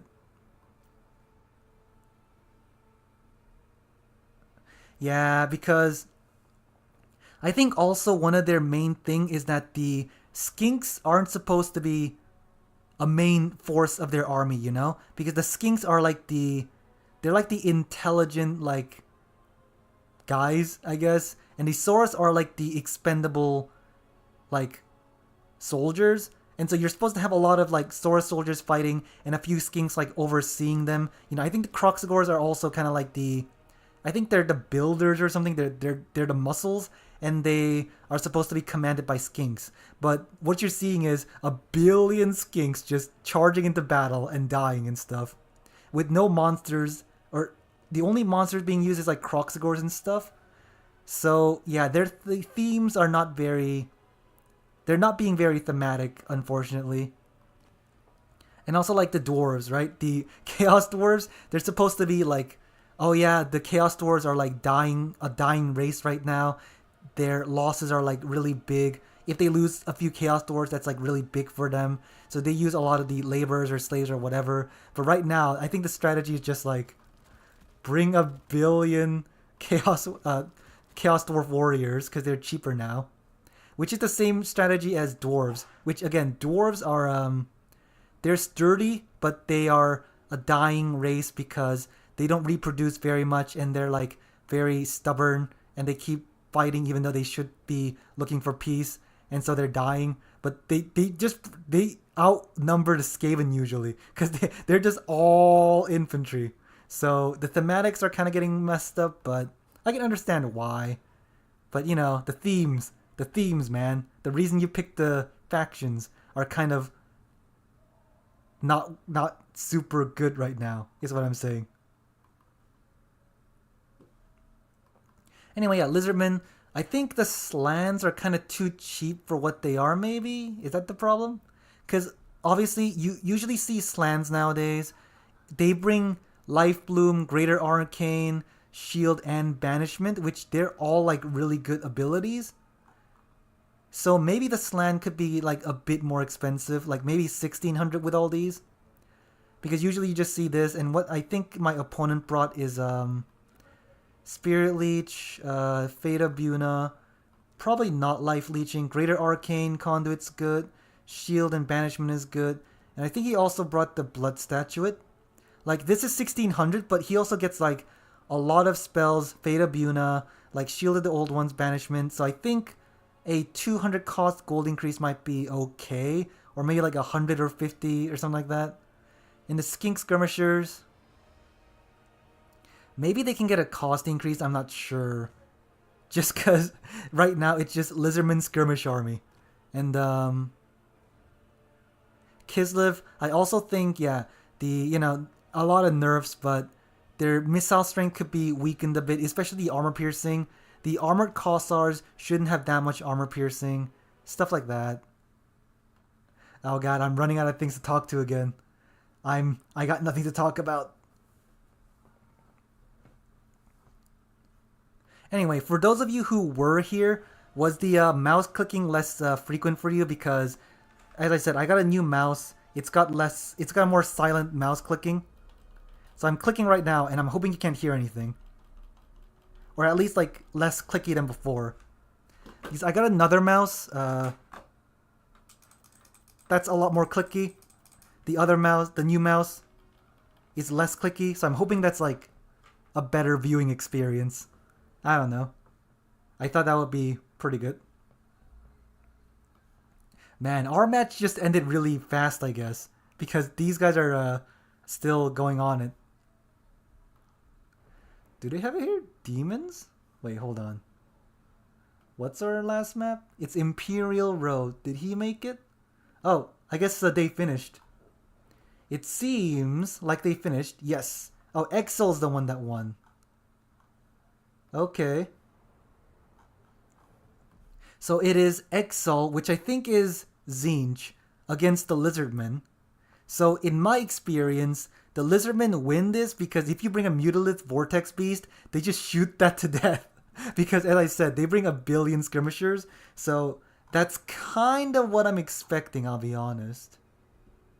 Road to Vol's Anvil? That isn't that, is it?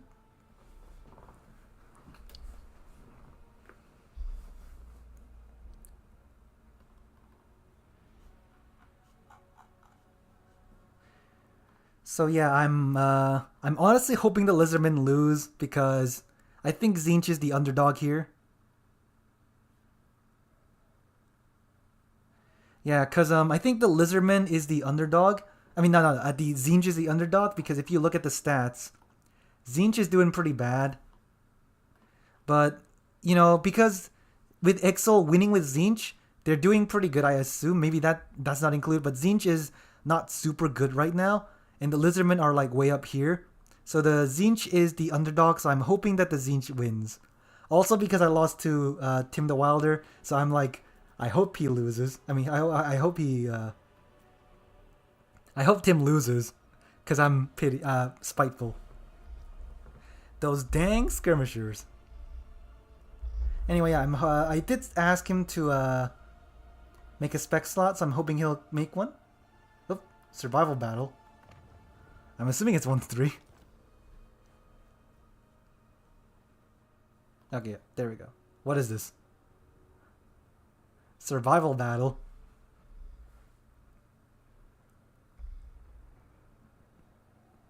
So yeah, my assumptions are... Whoop, what happened?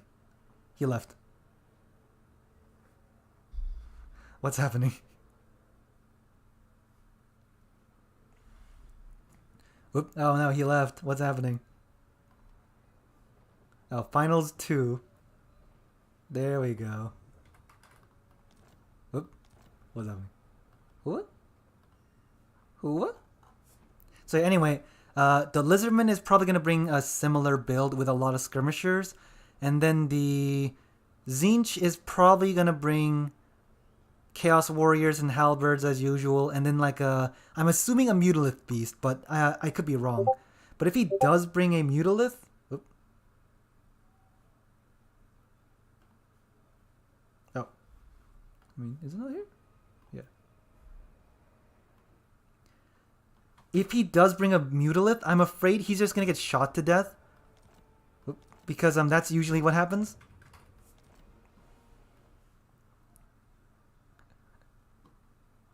Yeah, so it's Imperial Road, which is a very big map, and that does mean that skirmish factions generally have a better time in it. So if we're talking Zinch versus Lizardmen, the Lizardmen are just going to kite Zinch to death with their skirmishers because Zinch doesn't really have anything to beat that. Because their ranged is basically pink horrors, which is not very good. Blue horrors are also kind of expensive. So Zinch has to kind of be aggressive, and Lizardman can just kite around the entire game. So I'm assuming it's going to be a Lizardman win.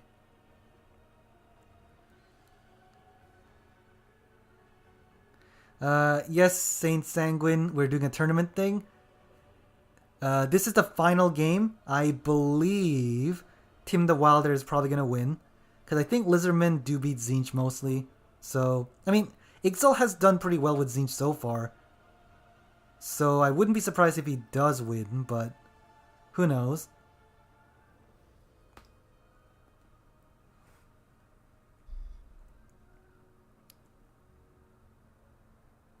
And also, one of the advantages of the Lizardman skirmishers is that they're in loose formation. So abilities like explosion spells will generally do less damage to them. Like Pink Fire, for example, they can't really spam that to clear them as efficiently. And the Screamer infinite ability with the explosion thing is also kind of hard to hit on the skirmishers. So I think Zinch doesn't have many ways to deal with the Lizardman skirmishers. And the Blue Fire also has a problem hitting things now, so if Tim the Wilder brings a Ancient Salamander, that could be pretty much unstoppable, and he might get a lot of value, and that could be a problem.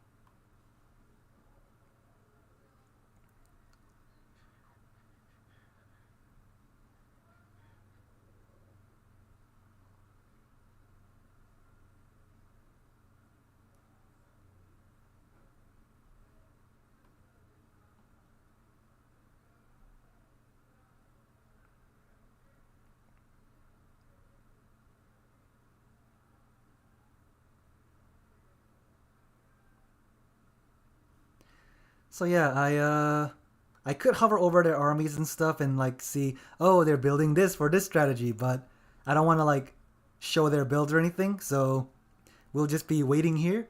Hopefully they don't take too long building because, you know, I hate waiting. I'm impatient.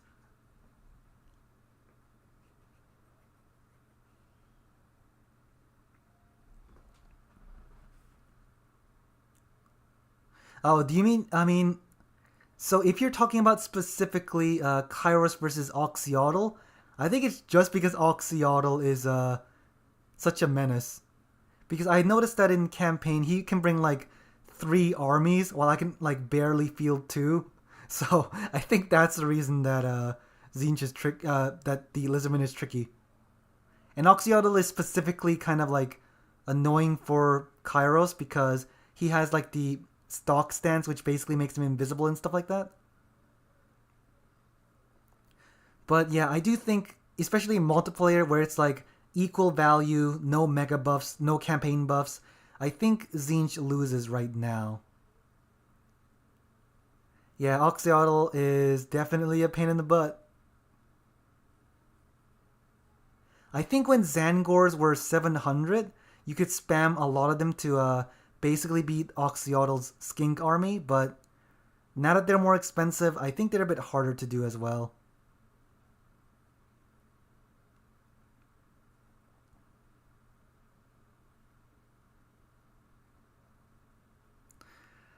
Man, I so I'm the type that has like a lot of builds already like pre-planned and just don't change too much or like build an army very quickly.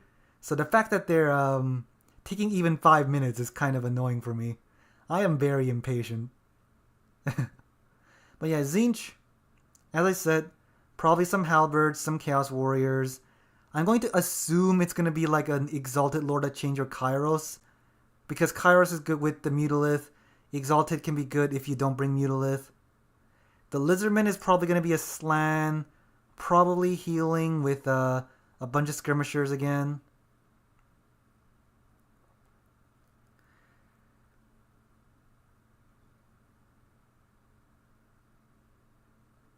Man, what could they be planning that they're taking so long?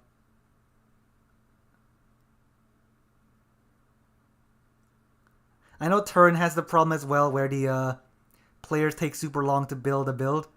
But I'm like just lightning fast, baby, because I don't do thinking. I just build. Okay, how do I use my gold most efficiently? Okay, there we go. We're done. I don't think. I just build. So maybe that's why I'm so fast. Because I don't do thinking. I can't do the big thinking.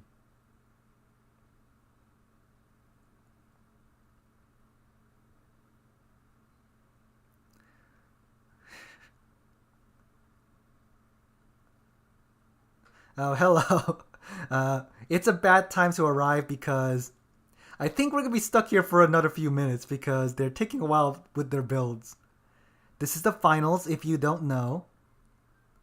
Fighting Occidental Kairos with a fallback checkerboard formation. Oh, horse.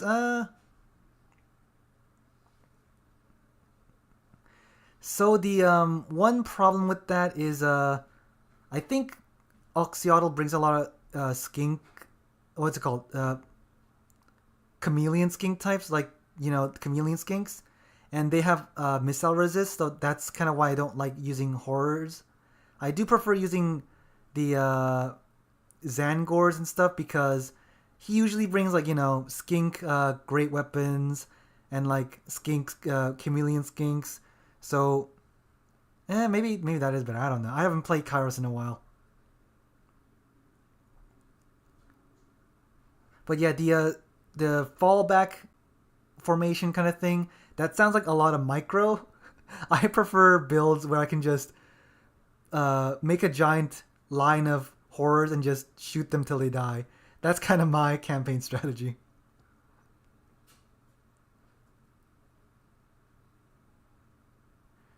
Oh my god. Tim the Wilder was ready. Ixal is planning a build.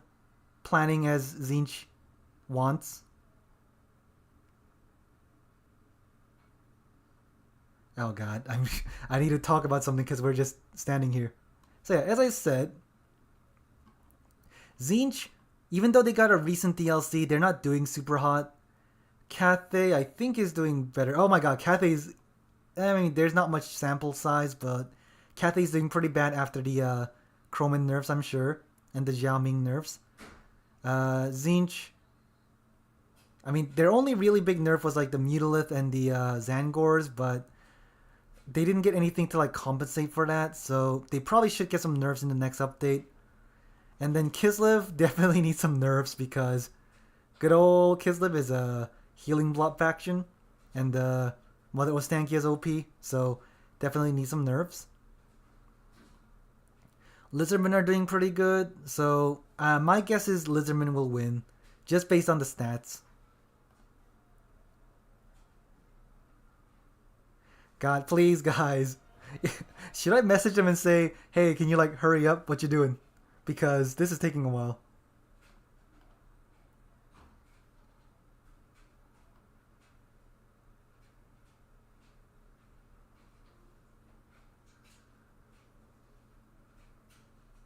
Yeah, I know. I think one of my advantage and also flaw is that I do build quickly, so we can get to the battle very quickly. But because we build so quick and our battle is generally super quick, we have a lot of downtime. Like even more than turns, because Turn at least has things to talk about, like, oh, look at these like miniatures, look at how janky they are, and he can like talk about that. But for me, it's just like, oh, balance. Like these units are good, these units are bad. Ooh, that's all I got. And once I exhaust that, I don't have much else to talk about. Oh, there we go. Oh god, there we go. I can stop talking for a bit. Okay, so he brought Kairos, which is surprising. Oh. Okay. I'll be honest, I'm not sure what this build is because did he spend like 1 billion points on Kairos?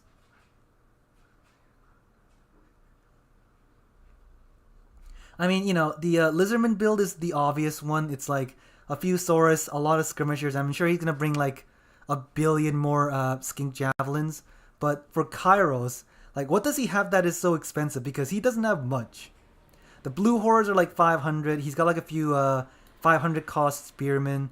The pink hordes are, I guess, are like 700, but it's not like that expensive. So most of his funds must be on Kairos. So yeah, he's got Gaze of Fate, Oracle. I don't think you need Oracle of Eternity. I think you can cut that out. Blue Fire. Okay, I can understand that. Regrowth. I guess he must have like a Mutalith in the back, because if you're bringing Kairos with Regrowth, you definitely want to use Mutalith Vortex Beast. He's also got Tzeentch's Firestorm. Okay. He's got Life Leeching, which I personally would get rid of Life Leeching. It's like 100 gold for nothing super important. Yeah, because you got Greater Arcane Conduit doing the recharge anyways, so it's like, if you have it, might as well just get rid of Life Leeching at that point. So I think he spent a lot of money on Kairos, which is going to mean he doesn't have much cap points or holding power, which does probably mean that the Lizardman's going to just roll over Tzeentch, is kind of my assumption. Because that's like 100.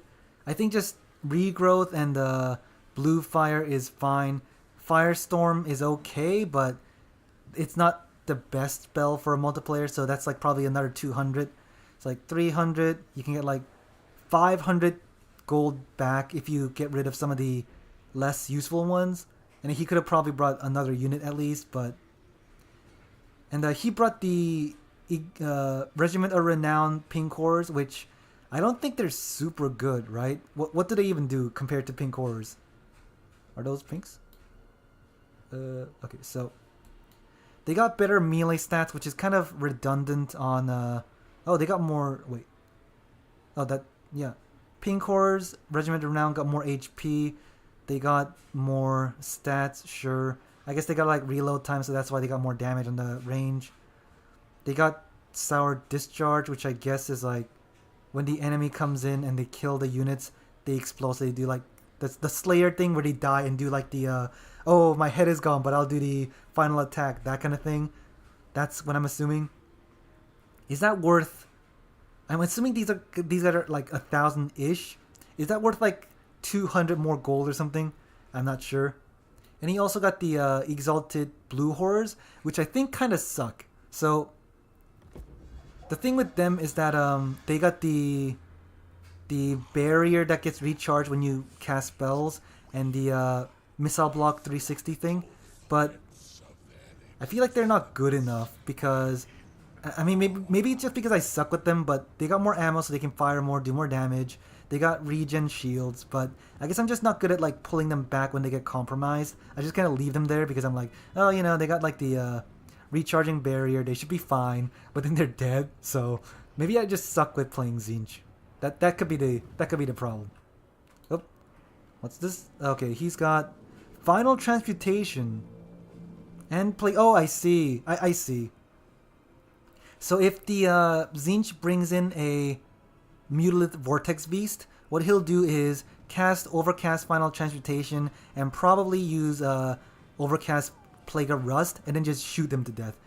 As I said, the Lizardman is very much a shooty faction these days, which is kind of annoying because that's less thematic for them, but, you know, I guess for Oxyotl it's thematic, but for Slan to be like, oh yes, I am a great Slan with my Temple Guard units that never arrive, and we'll use 1 billion skinks to just body block them. That's kind of, you know, less thematic, less fun, but oh well. Yeah, my assumption is reserve... Oh, can I see? No, I can't. So, Mutalith Vortex Beast is a guarantee because he brought Kairos with Regrowth. That's the only reason you would bring Kairos, honestly. With Regrowth anyways. And then, I think the Mutalith will just die to the Skirmishers. That's about it. Okay, maybe... Oh, what? Did he use something? He exploded. Okay. So yeah, he's taking a lot of damage. Even though it's only his shield, it takes a long time to get his shield back, so he might not replenish the shield back when the fight happens. So what he's gonna do is he took some damage on the barrier anyway. He'll go back, let it recharge. But like if the lizardmen push in, then he might have to like come back and fight. Okay, I would try to wait for the barrier to recharge before going in, because the skirmish plinking can actually add up a lot.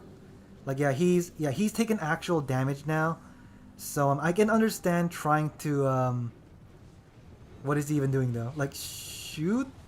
I guess blue firing the slam, but what is even going on? Oh, he's got salamanders, so yeah. Oh, okay, I guess the stingrays, yeah, the shrieking scrays are here to the infinite bombardment. Oh, that actually did some good damage, but they're getting shot, they're dying, they need to like fall back right now. So yeah, what Kairos, if the Tzeentch player brings a Mutilate Vortex Beast, I think he immediately loses. Because, as I said, Final Transmutation with Plague of Rust Overcast and a billion Skink Skirmishers shooting and the Salamander Hunting Pack shooting, that'll just insta-kill the Mutilith pretty quickly. So yeah, this is a good idea to bring more infantry rather than bringing the Mutilith, because there's a lot of skirmishers, there's a lot of like armor piercing because the armor lowering and stuff like that. Oh, I got a build for Nurgle versus Tzeentch. I mean, it's essentially just double exalted hero with like Festus, and you hide Festus so he doesn't get sniped. That's pretty much it. That's kind of all I got. Double exalted heroes are so strong, you can just use that to kind of poke at. Oh my god, I'm seeing a problem here of I hope you can't hear the background noises. I'll close the door. Give me a second.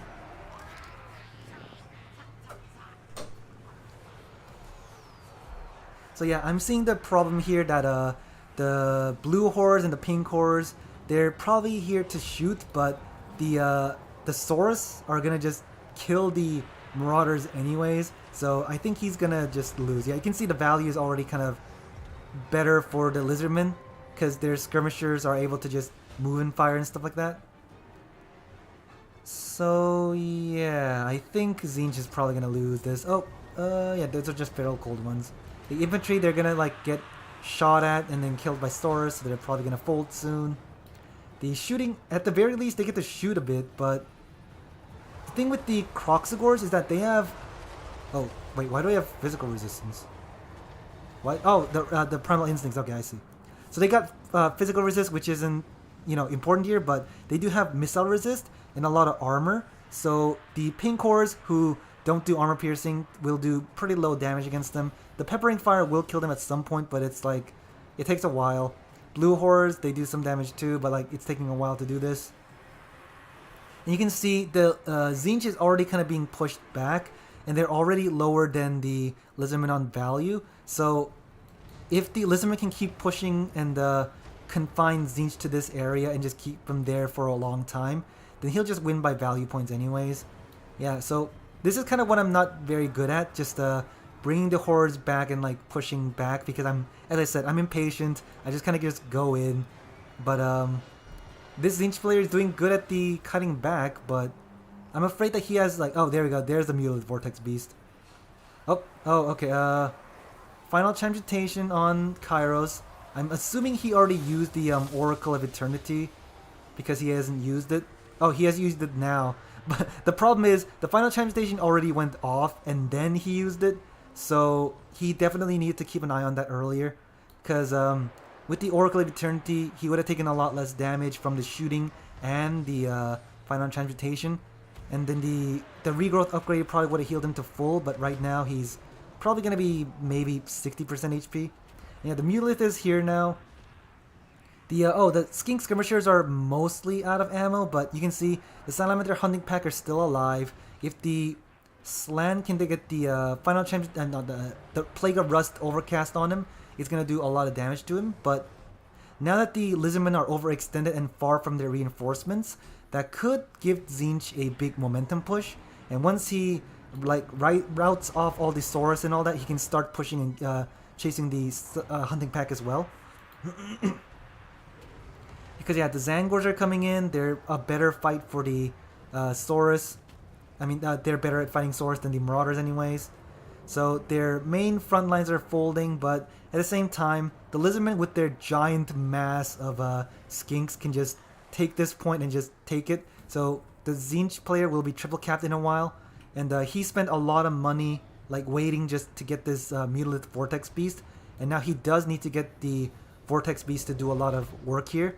And if he can't do the work fast enough, then it could be GG for the Tzeentch player.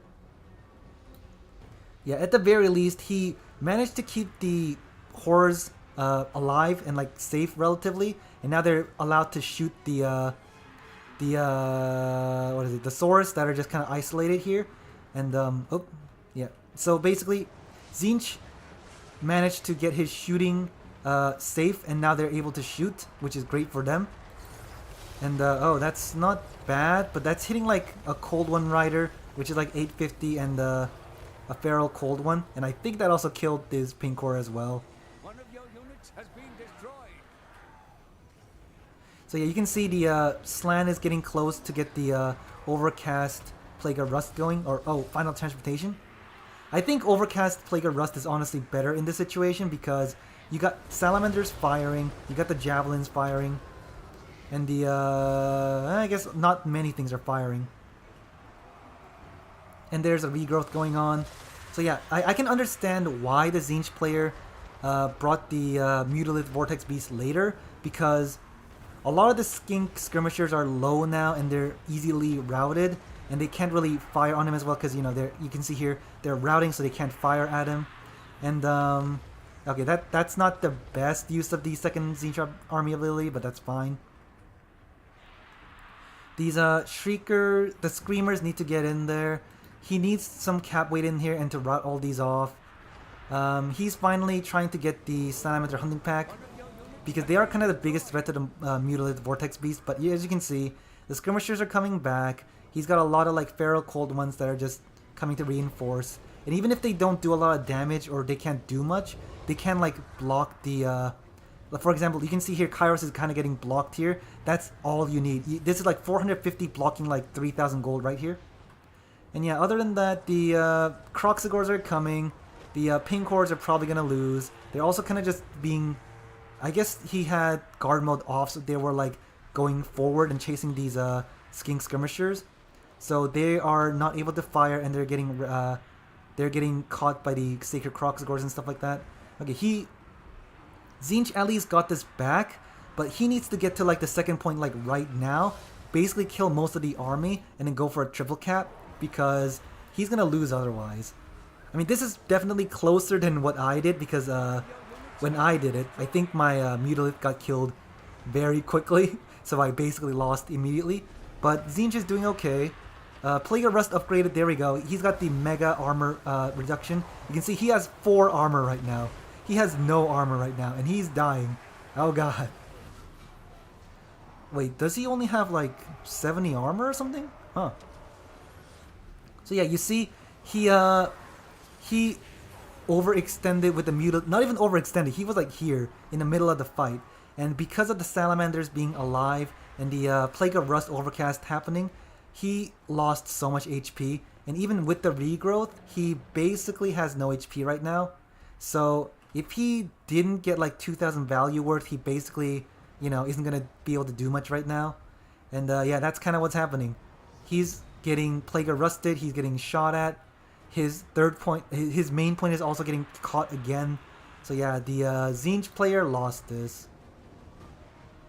You can see how the Lizardmen has an advantage. They can just overwhelm me with a billion skinks. They can just keep shooting the javelins and just keep being resummoned back. And honestly, I think skinks need a cost increase at this point. Yeah. So I think Lizardman has a pretty favorable matchup against Tzeentch overall, because again, Plague of Rust Overcast on the Mutalith just kills it pretty quickly.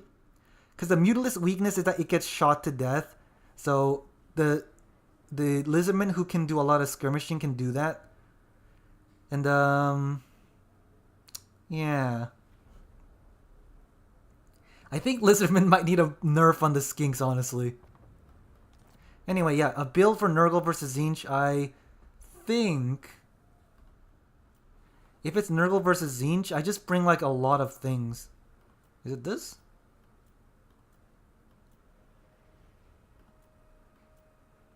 Yeah, I think it's just this.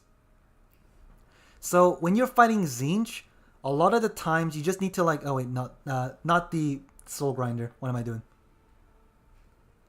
Yeah. Just this kind of build is my yeah, the Slans are too cheap for what they are because they're so hard to kill. The Skinks are honestly very cheap, especially the Javelin versions. I think the regular Skinks can be like 325 or something, not too expensive. Whereas the Javelins, they might need to be like 450 or something. And the Skirmishers, maybe give them like a 25 gold increase. That should be okay. But like the Lizardmen are too good at skirmishing that a lot of factions basically can't do anything about it. Especially because in Domination the reinforcements are so fast and stuff. So I think Lizardman needs a bit of a nerf. Other than that, for Zinch Nurgle matchup, I would bring something like this. Because you don't see Flamers, because if they bring Flamers, they die to the Exalted Heroes. And therefore they have not much of a chance against the Chaos Warriors of Nurgle. And you can just use Rancid Visitation Overcast to try and kill the Mutalith. And if he does bring a Mutalith, you just summon the double Marauder Horsemen. You chase them down, shoot them the entire game. The Exalted Heroes can just chase them around the entire game, and you just Rancid Visitation them.